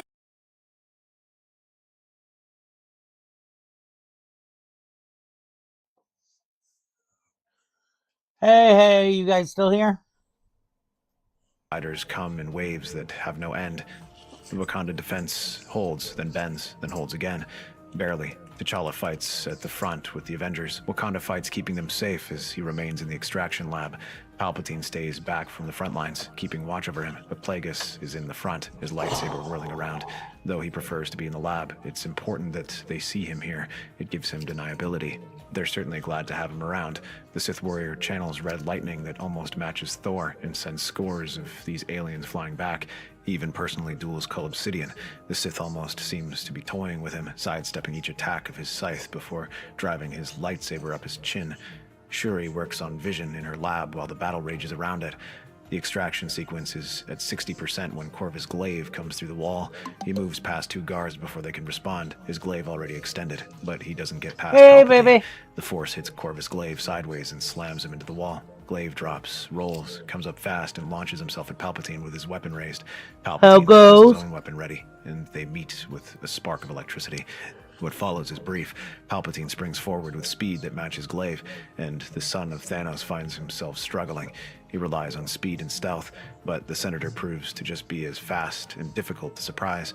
His weapon whirls and slashes in a dazing display of movement, aiming a blow at his midsection, but Palpatine sidesteps and redirects, letting his opponent's momentum do most of the work. And then Palpatine leaps over the next attack, and his lightsaber decapitates the warrior. He turns to Shuri and nods. Your extraction sequence. How much longer? It takes another 5 minutes, but once it's done, vision goes still. Palpatine smiles and then slams Shiri against the same wall, knocking her out just as he places the stone into his robe. He leaves the place behind and moves deeper into the facility, away from the battle. But as he prepares to leave, Strange's portal opens in the corner of the room with a sound of fabric tearing. Anakin steps through first. He senses it immediately. Behind Anakin, Maul steps through the portal, then Iron Man and Spider-Man and all the others. Iron Man, Strange, Maul, with me. I'm The rest of sorry. you, help the others. Anakin, good. You're safe. Put it down. No, but... Anakin, be reasonable. We came here to secure this stone. It is secure. You came here to take it. And we agreed it was best. Our plan. I'm changing the plan. Now be thankful I don't change it any further. I think carefully. What you've learned, what you can still learn. Don't sacrifice that over a stone you can't use safely. Let me hold it. You'll have access. He's lying. Do I even want to know? Skywalker was told to help him steal the stone. I told him otherwise. No need to thank me. Iron Man's hand comes up, repulsor charged. Anakin reaches out through the Force, not at the stone, not at Palpatine, and just holds everything in the room perfectly, precisely still. Strange, take the stone. Palpatine strains against the Force hold, which does nothing. Strange crosses the room and lifts the stone from fingers that cannot close against him. And then there is a shot outside as Thanos arrives as well. He emerges from a portal, alone and inevitable, stepping through a dimensional fracture in the Wakandan sky with 5 stones burning on the gauntlet. No, not Plagueis really. moves first, which surprises everyone, but his lightsaber I'm flashes getting out so and the two focused begin though to that I'm exchange like blows. not He breathing rolls and to spins steady around, my aiming cuts hand. at the Titan, but he might as well be Church striking at a making wall me for yawn good when it doesn't. I Then pause for a Thanos second. raises his gauntlet when Plagueis brings his own lightsaber down, the Power Stone crashing against his attack, the Space Stone trying to route it around it, and then the stone overloads, throwing Plagueis back. He looks up to see Thanos advancing on him. Thinking quickly, he makes a desperate flash at the Titan's arm, hoping to sever it, but his lightsaber simply glances off, prompting Thanos to cock his head. Did you really think that would work? He picks up the Mun and lifts him off the ground, and then, with a single stroke, he crushes his neck. But he doesn't even glance as he throws the body aside. Instead, he is looking at Anakin. You chose. I chose. Thanos, with 5 stones, is not something that can be fought conventionally, and Anakin learns that quickly. Iron Man hits him first, the repulsors firing in a concentrated burst that catches Thanos in the chest and drives him 2 steps back. Captain America is already moving from the left, shield raised and spinning at the gauntlet, but easily is knocked aside. Strange opens a fractal of mirror dimensions around him, walls closing in from every angle to compress against Thanos. And through these mirrors, Maul leaps out, lightsaber blazing alongside Anakin, and gnaws the others. They whirl and strike at him from seemingly impossible directions, while Spider-Man hits him from behind. For a few seconds, it works. Thanos is hemmed in, absorbing attacks from too many directions to redirect them all. But then, the Reality Stone shatters the mirrors and sends the shards flying toward them. Anakin and Maul use the Force to redirect it, but the others must scatter or feel the shards blasting against them. Strange throws a shield up and catches the worst of it. Rogers takes a piece across the cheek. Thanos rolls his neck and So, leaps honey, all of them, and then leaps I had through the them. boy Stark going gets the this gauntlet hand around evening. his throat and slammed through a wall. Rogers catches a strike across I the get shield teasing him that I was compresses only the going to give him vibranium. one measly Strange scoop is of trying ice to contain cream. him again, binding cords of And I was slinging winding energy up around real the good. gauntlet arm. And for a moment, the arm slows, and Maul uses that moment to leap onto his back, blade going for the gaps between the stone settings on the gauntlet. Thanos reaches back and grabs him by the horns and throws him over his shoulder. Anakin is the last one standing. He blinks and tries to formulate a strategy to attack him, but no weapon, not even his lightsaber, can injure him. So instead, he tries something else. Taking a deep breath, he thinks of what he's been doing all this time, trying to grow stronger, trying to use the Force to change his future. But all it has done is gotten him deeper into this mess. Anakin reaches, not with his hands, but with the Force, and touches Thanos, moving past the body, past the gauntlet, and into his mind. The mind that saw his world crumble apart. The past man who decided half the galaxy needed to die. The man who would kill his own daughter. He finds grief so vast and so compressed, it has become something structural, something that defines him. And then he reaches into it, wincing as he feels the pain washing over him, scouring him to try and force him out. But Anakin keeps going. Thanos twitches and feels his gaze stiffening. He takes a step forward and approaches Anakin, but instead of running him through, he reaches for the Mind Stone in his pocket. A brave effort, but your Jedi tricks will not stop me. He places the stone in the gauntlet and watches them all begin to glow. Thanos feels a smile on his lips when his hand shifts, moving to snap his fingers. Anakin's nose is bleeding. The Force use is immense, and the resistance that Thanos provides sends jolts of agony through his body, leaving him convulsing as his body pleads with him to release his hold, and his mind threatens to shut down from the effort. But the strain begins to slow, and he feels he's no longer alone. Maul appears from the side. There is blood on his face, but he approaches and steps forward. The Titan's knees bend slightly. The gauntlet hand lowers 2 inches. Doctor Strange is also moving, both hands extended and reaching out. He's followed by Mantis, who leaps from behind, who urges Thanos. The Titan's arm goes still, trying desperately to snap his fingers and end it, but his body betrays him. The other stones try to act, the Power Stone flaring, the Space Stone trying to transport him somewhere, but Thanos is not directing them right now. Captain America gets up and slams his shield into his stomach. The blow knocks air out of him and sends him off his feet. Then Iron Man fires his repulsors while Black Panther reaches for the gauntlet. He's joined by Star-Lord, Drax, and the others. Some of them attack, others try to pull the gauntlet off. Finally, the gauntlet tears free. It happens fast, and then it's done. The stones scattering their light across the ruined walls. Doctor Strange catches the gauntlet and immediately puts 4 separate containment spells around it before any of the 5 stones can do anything about the change in ownership. Thanos surfaces from the pain. There's so long between my video getting to you, your message, you putting your message in, your message coming back to me. So there's like 3 areas there where it delays to where by the time you hear when I get your message, you're already hearing the feedback of when I already heard. As Anakin releases it, his hands are shaking. You used grief as a weapon. You used it as justification. I just pointed out the difference.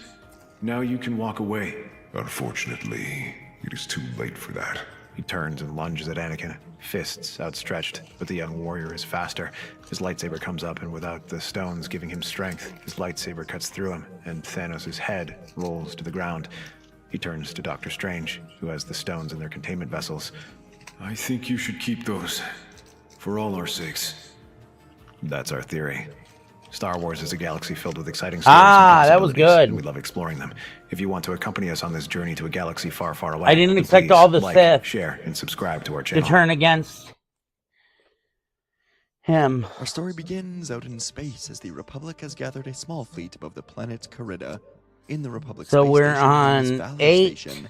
This station was being used for the Jedi most involved in the war, and high-ranking Republic military officials Why? to gather together and discuss the ongoing war effort against the Republic.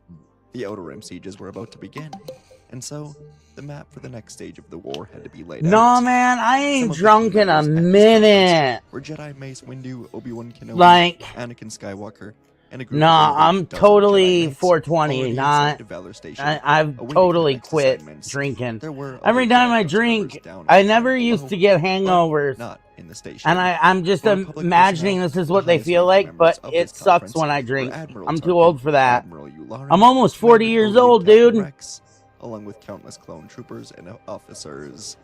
There were 6 Republic Venators here, all of them fully loaded with crew. There were light cruisers and countless starships roaming the station. Overall, the rough estimate of Republic personnel was over 80,000 people in total. The station was about as tall as 2 Venators standing atop each other. It cost the Republic around 40 million credits. Man. Darth, theorist. No, give me some news. I already listened to a 30-minute story. Our story begins inside the executive building, where the Jedi were struggling. Come on, Kit Fisto and Mace Windu bruh. were being pushed across the Chancellor's office as they held their lines in desperation. Mace's Vapod wasn't working nearly as well as he hoped it would. Sidious was channeling Mace. What if Mace Windu trusted Anakin Skywalker in Revenge of the Sith? That's what we're going to go over today. I really enjoyed writing this story, and I did take a lot of inspiration from the Revenge of the Sith novelization. Our story begins inside the executive building, where the Jedi were struggling.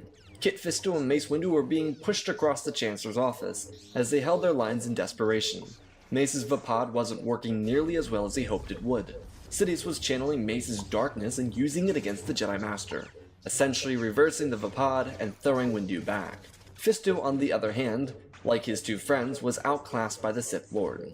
Palpatine was an unstoppable force. He slammed his weapon between Saber before launching Fisto across the chambers with the Force. Kit smashed into the ground and flipped over himself, before Windu countered Sidious. Their weapons connected, bashing into each other, as Palpatine elbowed Windu and sliced his bicep.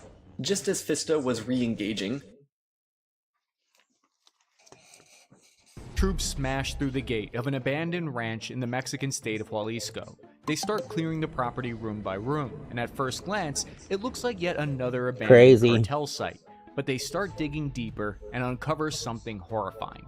They're standing on a death camp that's part of a much larger network of black sites that extend from Mexico all the way into the United States, used to traffic people, recruit fighters, and dispose of victims on an industrial scale. The level of people who have just disappeared essentially into thin air is unlike any other country in the world. Inside, they find tactical gear, ammunition, and evidence that the site was being used to train recruits for one of the most powerful cartels in the Western Hemisphere. There were military-style training areas with obstacle courses and shooting ranges. They reportedly arrested several suspects and rescued 2 people that were being held hostage there. The property was linked to the Jalisco New Generation cartel and was already recognized as some sort of operational site, but it wasn't immediately clear what kind, until the worst part was discovered months later.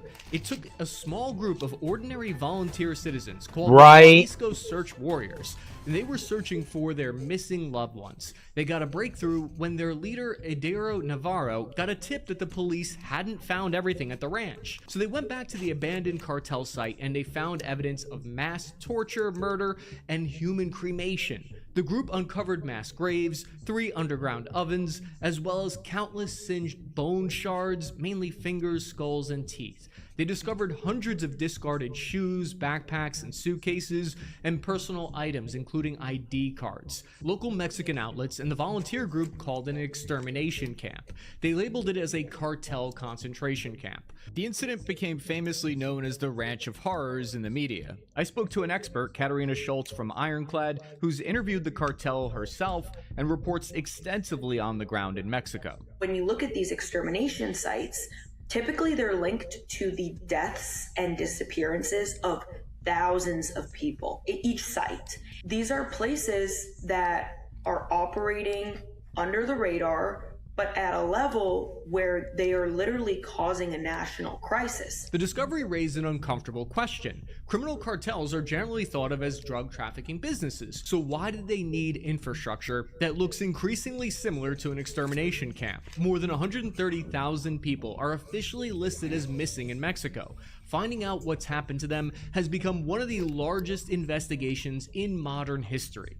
Mexico's top prosecutor, Alejandro Gertz, admitted state authorities bungled the initial investigation. Gertz was determined to find the men responsible for the atrocity and figure out whether it was really a one-off or if there was other similar so-called extermination camps all over Mexico. A lot of Mexican media were comparing this site to a concentration camp because essentially that's how it operated. The case was the highest profile. Mexico's President Sheinbaum came out and said that she was putting her top security official, Harfuch, on the job. He had a massive job in front of him. The public was demanding answers on these cartel black sites.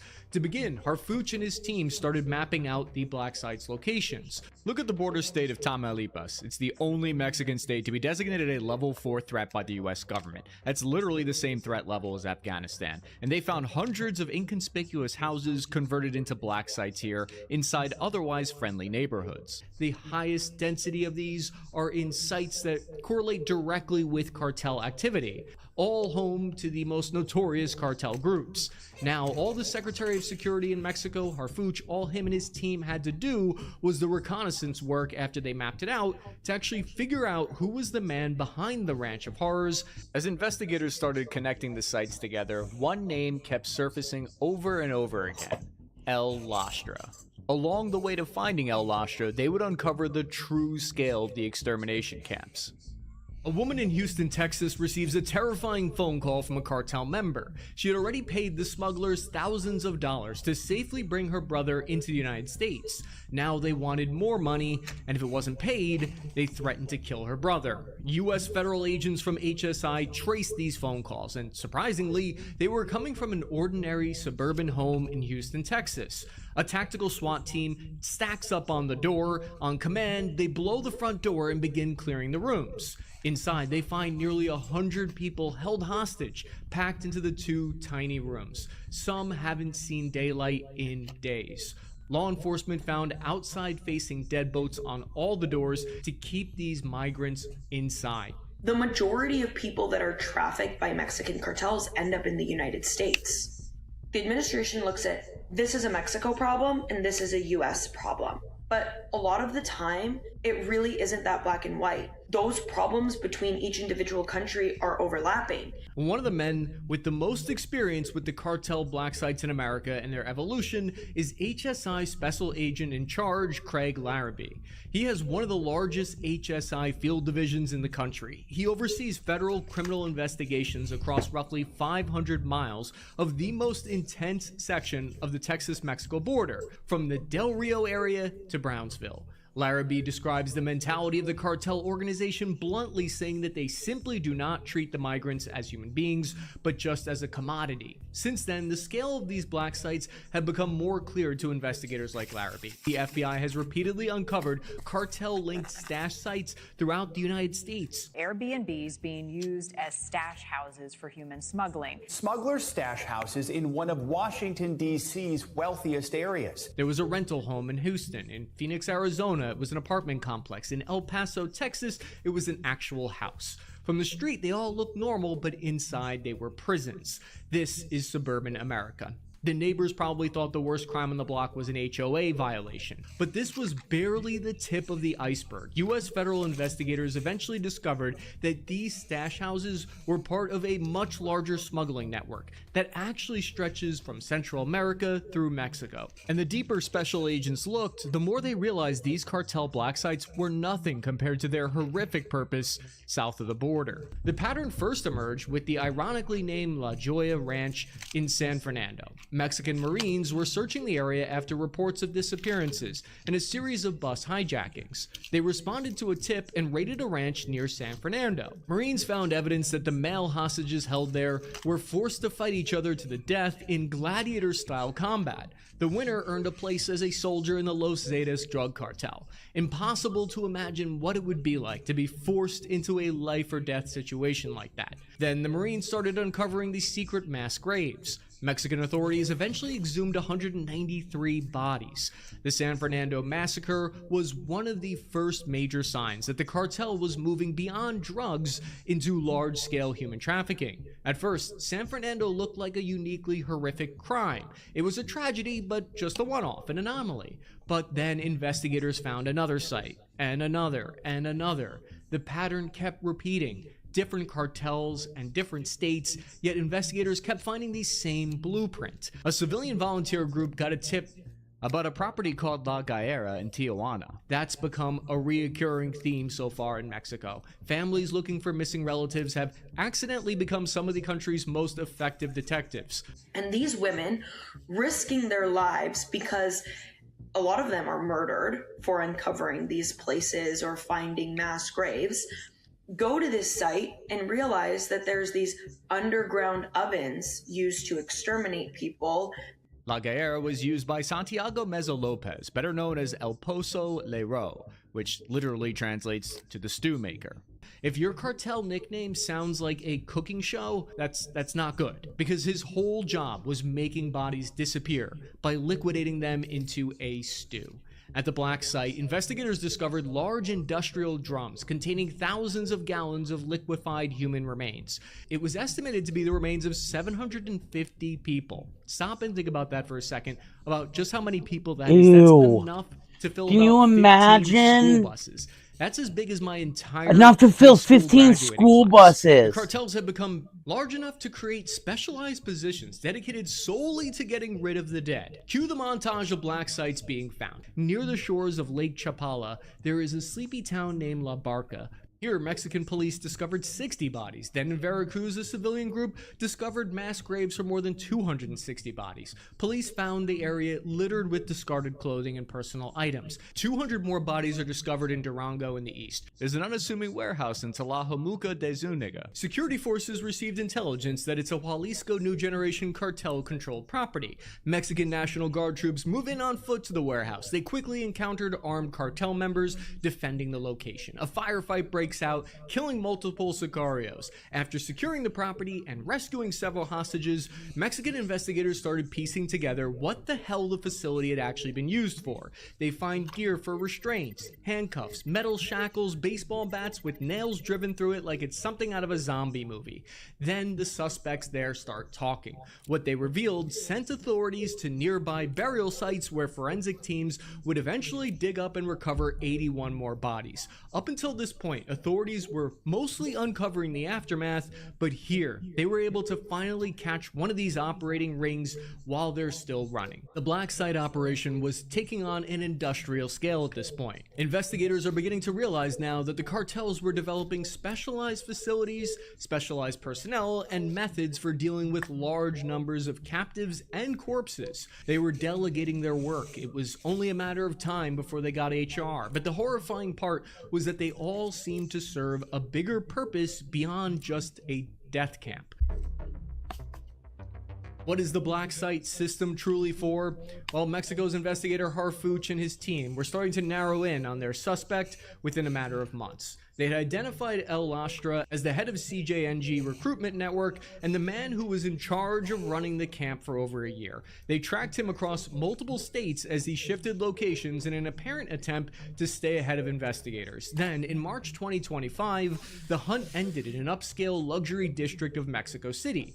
El Lastra, or Commandant Lastra, was taken into custody, finally handcuffed for his evil crimes.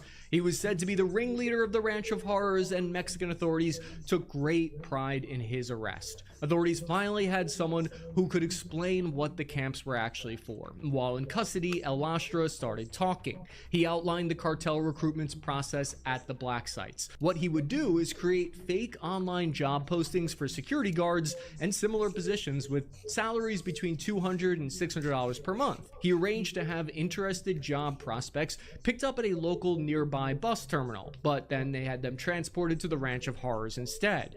Recruits were then trained as soldiers and later relocated to where they were needed to strengthen cartel operations. These unsuspecting recruits were often used as frontline cannon fodder in high conflict zones. In El Lastra's own testimony, those who resisted the recruitment were instantly killed, and those who tried to escape were also killed. Recruitment was one of the several functions of the site, though it wasn't its only purpose. Another survivor, who identified himself only as Roberto, gave insight into their purpose during an interview. He had accepted what he thought was an agricultural program that would ultimately lead to a work visa in the United States. He was promised a weekly salary of $250. Roberto was then told the first leg of the program was a 1-month training gig inside Mexico, but he and around 500 other prisoners from all around Mexico were instead taken to the Ranch of Horrors. Roberto said, quote, "They told us that we were going to have food, shelter, and everything we needed, but once we arrived to the ranch, things were different," end quote. Roberto and other detainees had to first forfeit their phones,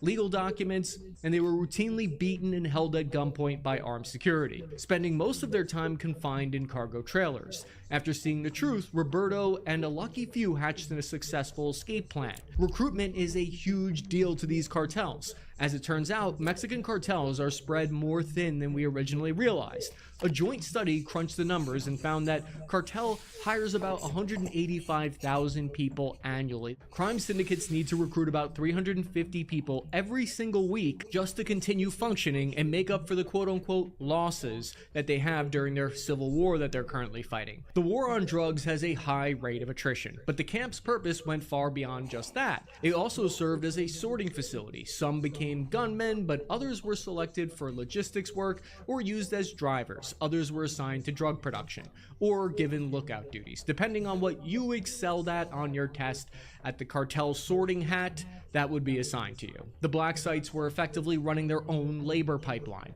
Once the story broke, survivors and escapees came forward to shed light on it. They paint the picture of the Ranch of Horrors as a killing field, a torture site, but also as an organ harvesting plant. It was an Epstein-style underage trafficking hub and forced labor concentration camp. The sites appear to be clear evidence of the infrastructure necessary to make tens of thousands of people disappear systematically. So, who looked the other way here? To almost no one's surprise, massive corruption and cover-ups were involved as police and federal agents dug deeper into the Ranch of Horrors case. Because a month later, the mayor of the town, Jose Miguaro Santiago, was arrested. He was charged with organized crime and forced disappearance. The prosecutor Gertz in Mexico alleged that Santiago was completely aware of the black site's existence and that he received payments of $4,000 a month to keep quiet. He even used the town's municipal resources to assist in the ranch's operation.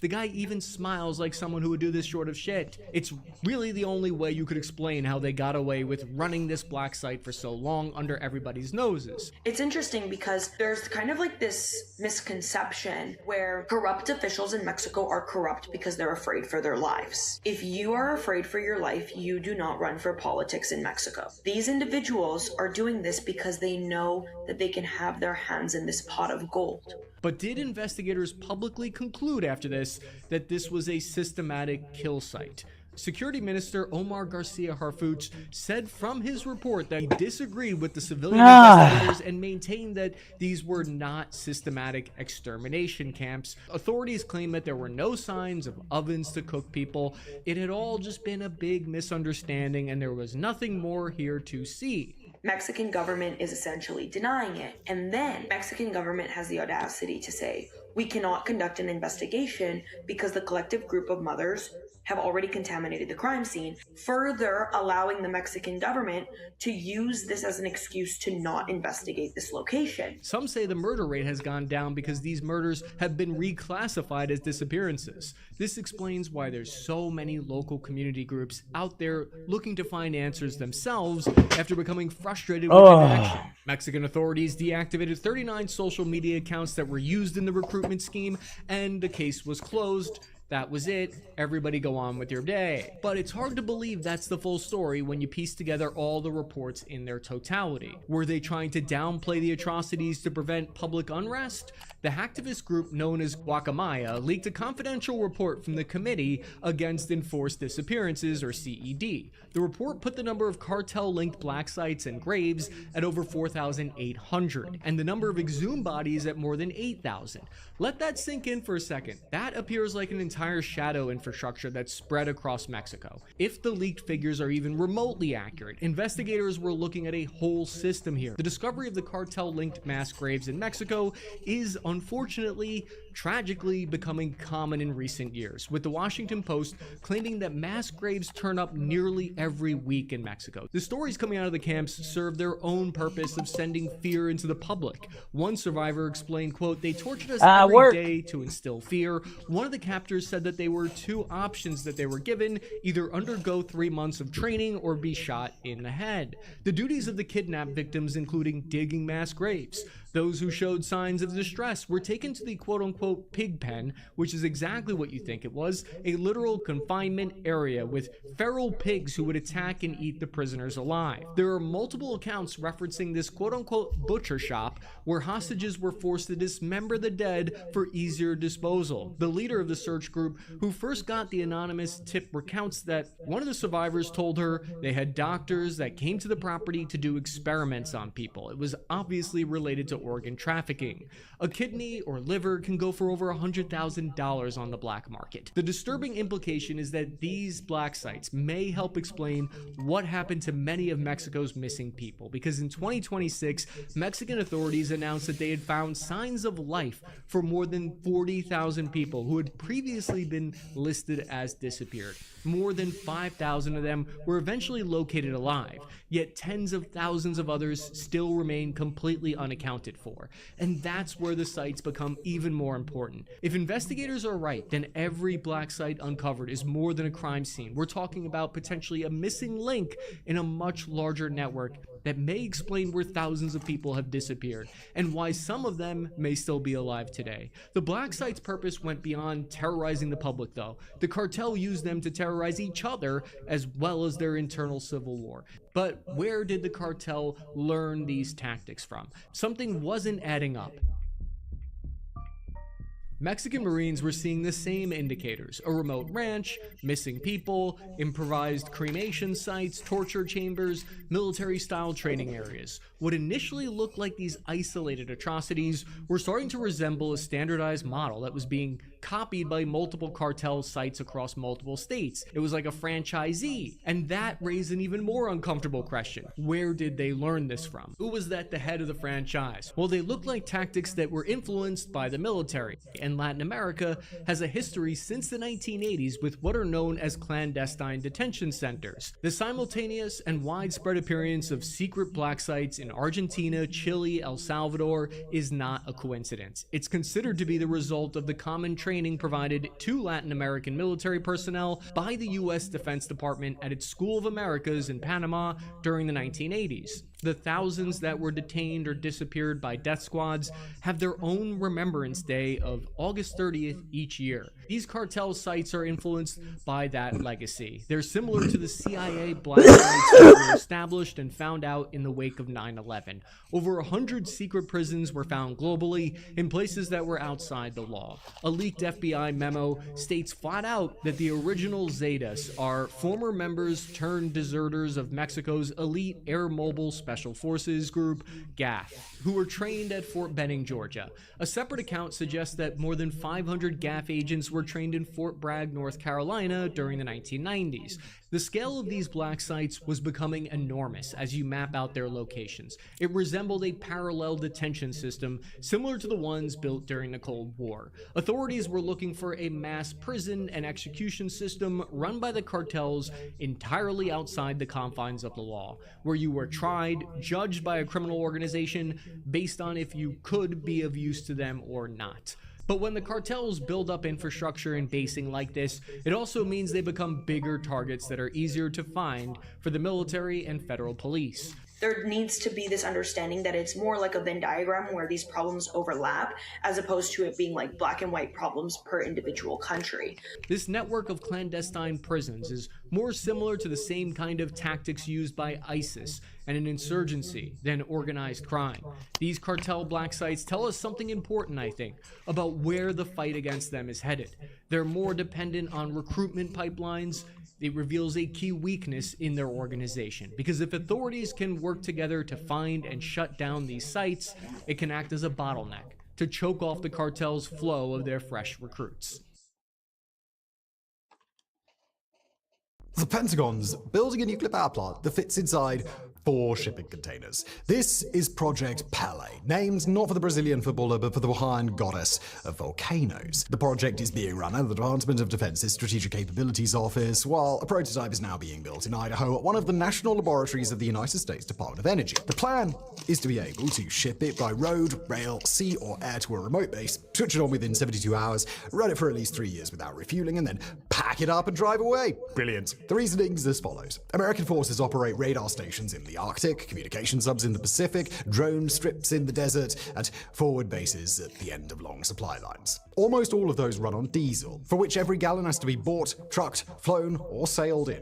During the wars in Iraq and Afghanistan, those convoys were among the most dangerous jobs in the theater. But a reactor that sits on a concrete pad for years and quietly produces a few megawatts of electricity might just be the Pentagon's answer to that problem. It's also a return to an idea that the Army abandoned almost 50 years ago. From the late 50s to the early 70s, small military reactors powered bases under Greenland's ice and in the Panama Canal Zone until cost, complexity, and a fatal accident in Ohio did the program. Nuclear accidents have a way to do that. The Pentagon is now trying again with a new, smaller core and a contract worth up to $300 million. The central question is whether nuclear power can be made small enough, safe enough, and trusted enough to travel with the military far away from any grid.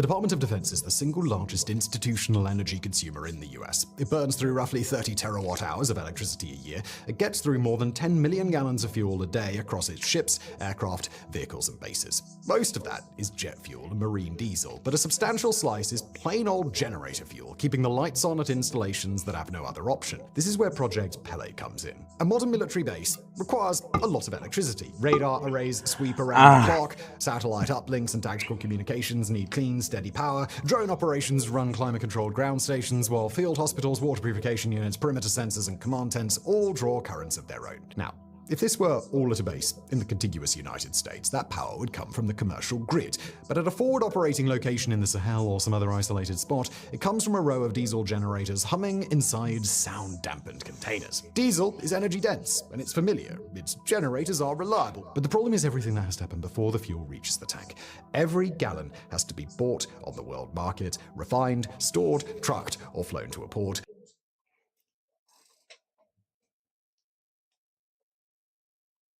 It's not often that we get the chance to start a video with a line from the Smiths, but stop me if you think you've heard this one before. An Al-Qaeda-linked jihadist group and an ethno-nationalist militia launched coordinated attacks targeting positions held by the Malian government and their Russian allies. They seem to be winning, which would be disastrous for both Mali and Moscow. No, you're not suffering from deja vu. This isn't the first time that these groups are launching a coordinated attack. They first did it in April, targeting multiple locations, including the strategically important towns of Kidal and Gao, and killing the nation's then defense minister, Sadia Kamara. The Al-Qaeda-linked group also claims that it had attacked the presidential residence. At one point, the situation got so dire that observers were openly questioning whether we were about to witness a nation falling into the hands of jihadists. Eventually, the Malian army managed to push the insurgents back, but the reprieve was short-lived as the attacks continued in other parts of the country and the insurgents blockaded the capital, Bamako, setting dozens of vehicles on fire trying to approach Orly.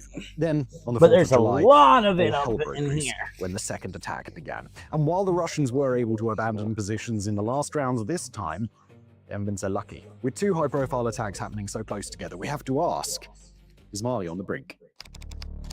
A nation burns.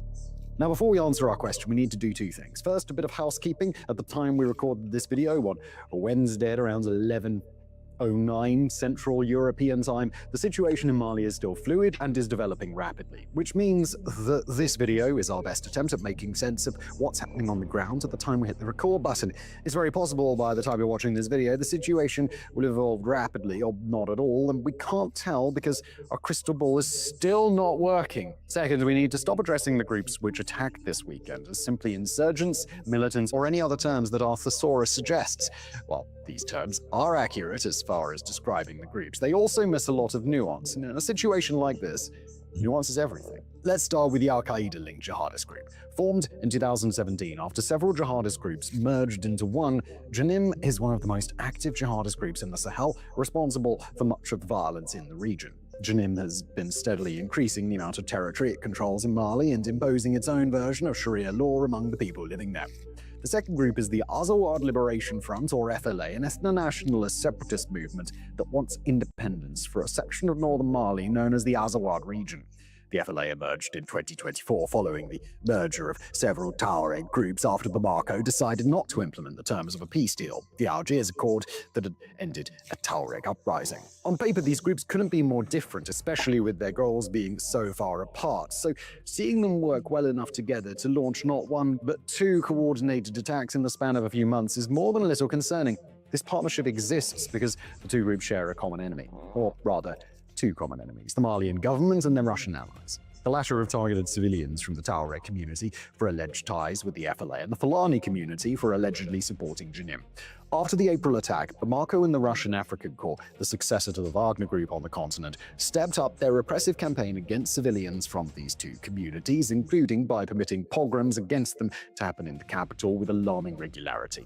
From a counterinsurgency perspective, this is an extremely flawed strategy because it pushes the communities into the hands of the insurgents, Janim having positioned itself as the protector of the Fulani and the FLA doing the same for the Tuareg.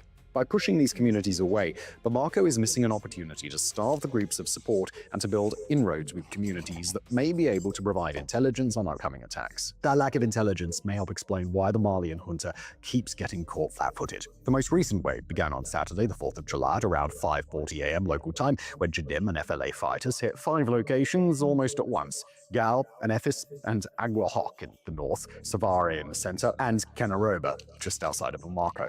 In Gal, the fighting started before dawn and didn't let up for hours. A local official told Reuters that gunfire and rockets had been launched at an army base in the town since before dawn, and that fighting had continued for hours.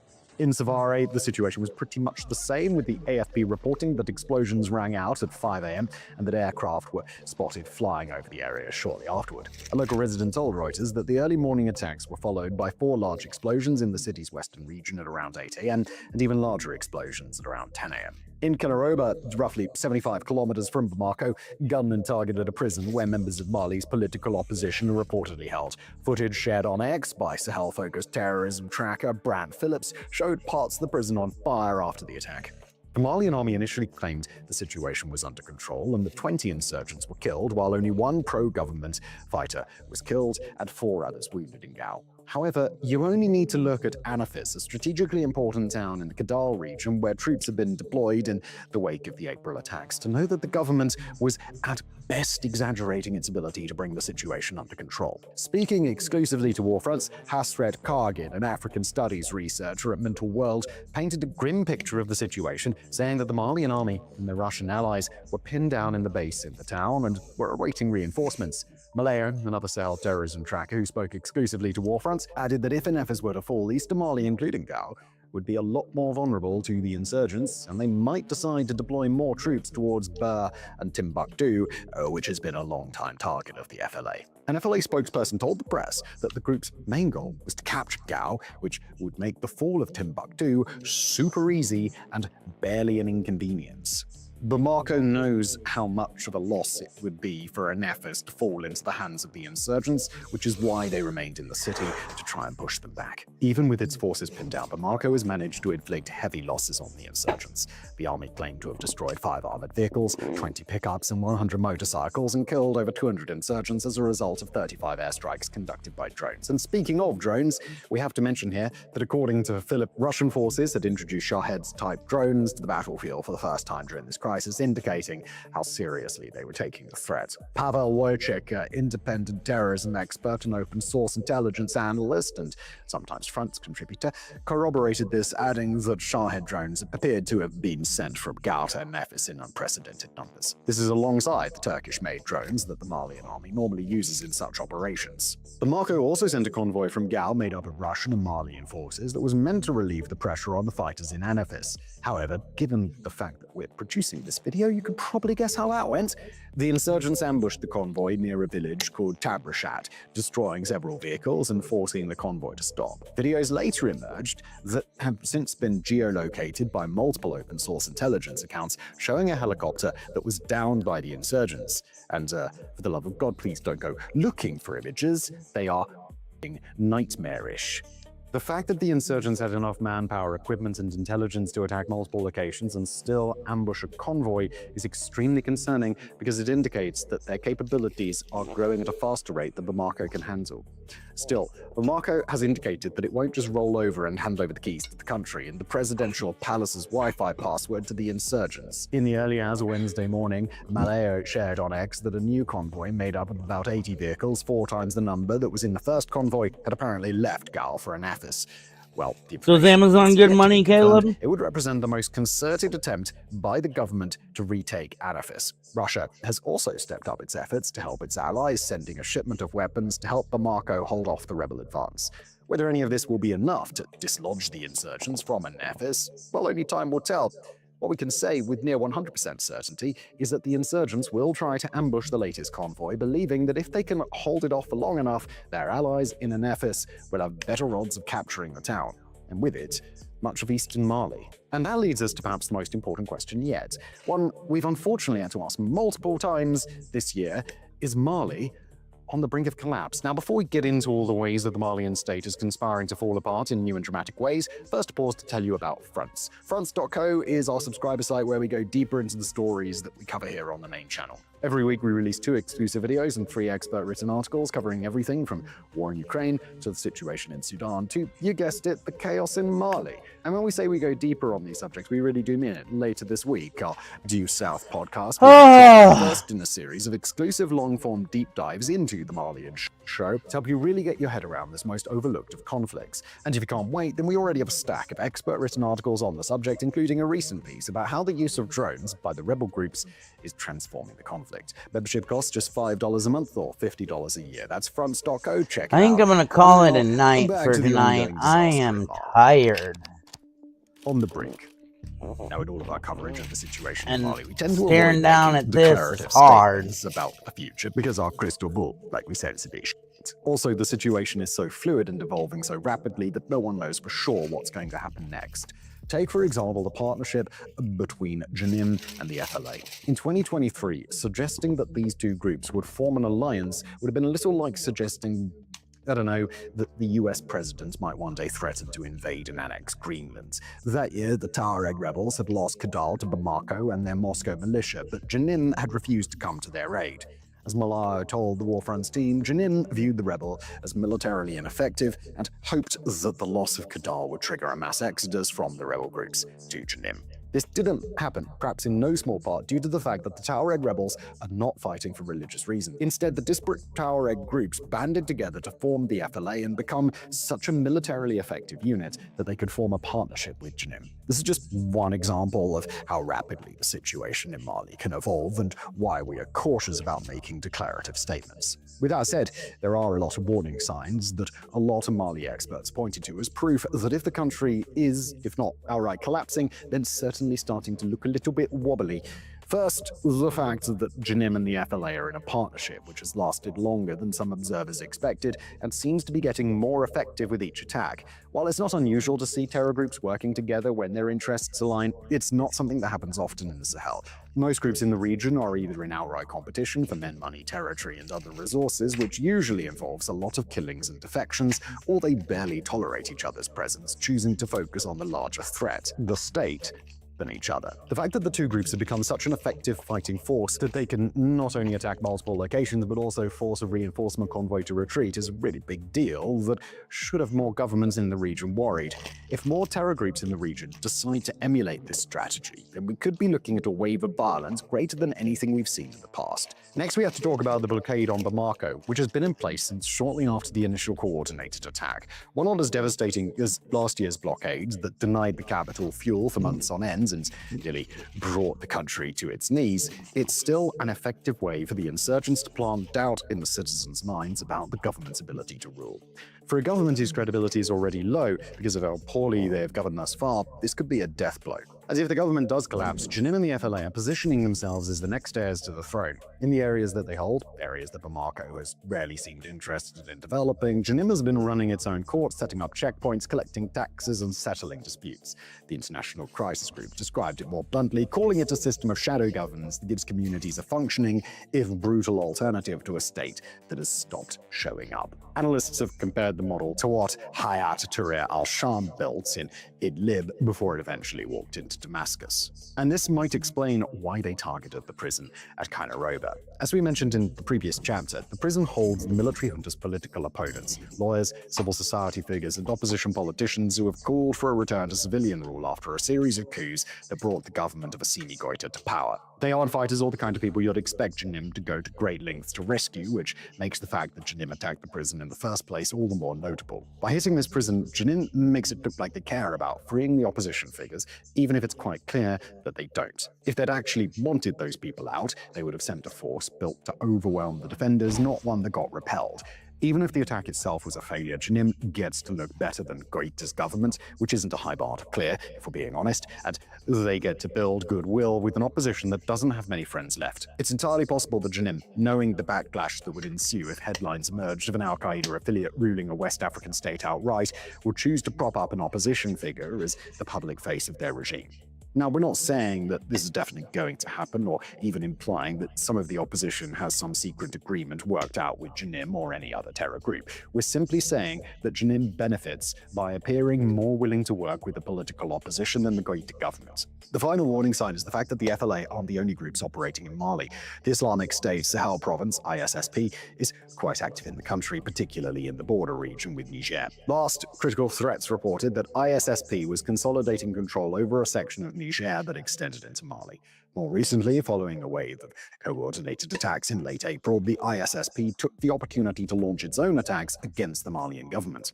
All of this taken together, the partnership between Janim and the FLA, the blockade meant to weaken the government's credibility in the capital, tried to build goodwill with the opposition, and the fact that the ISSP continues to be a threat paints a picture of a government beset on all sides by challenges. A government that, despite having kicked out the French and invited in the Russians to protect it, is now on the brink of collapse. If Mali collapses, then there is a very real chance that it won't be the only country to fall. Burkina Faso and Niger, countries that also caught the coup bug, expelled the French and went running to Moscow. They're all equally vulnerable. They all withdrew from the regional body ECOWAS, which means that Alrighty, well, on that note, I'm gonna head out.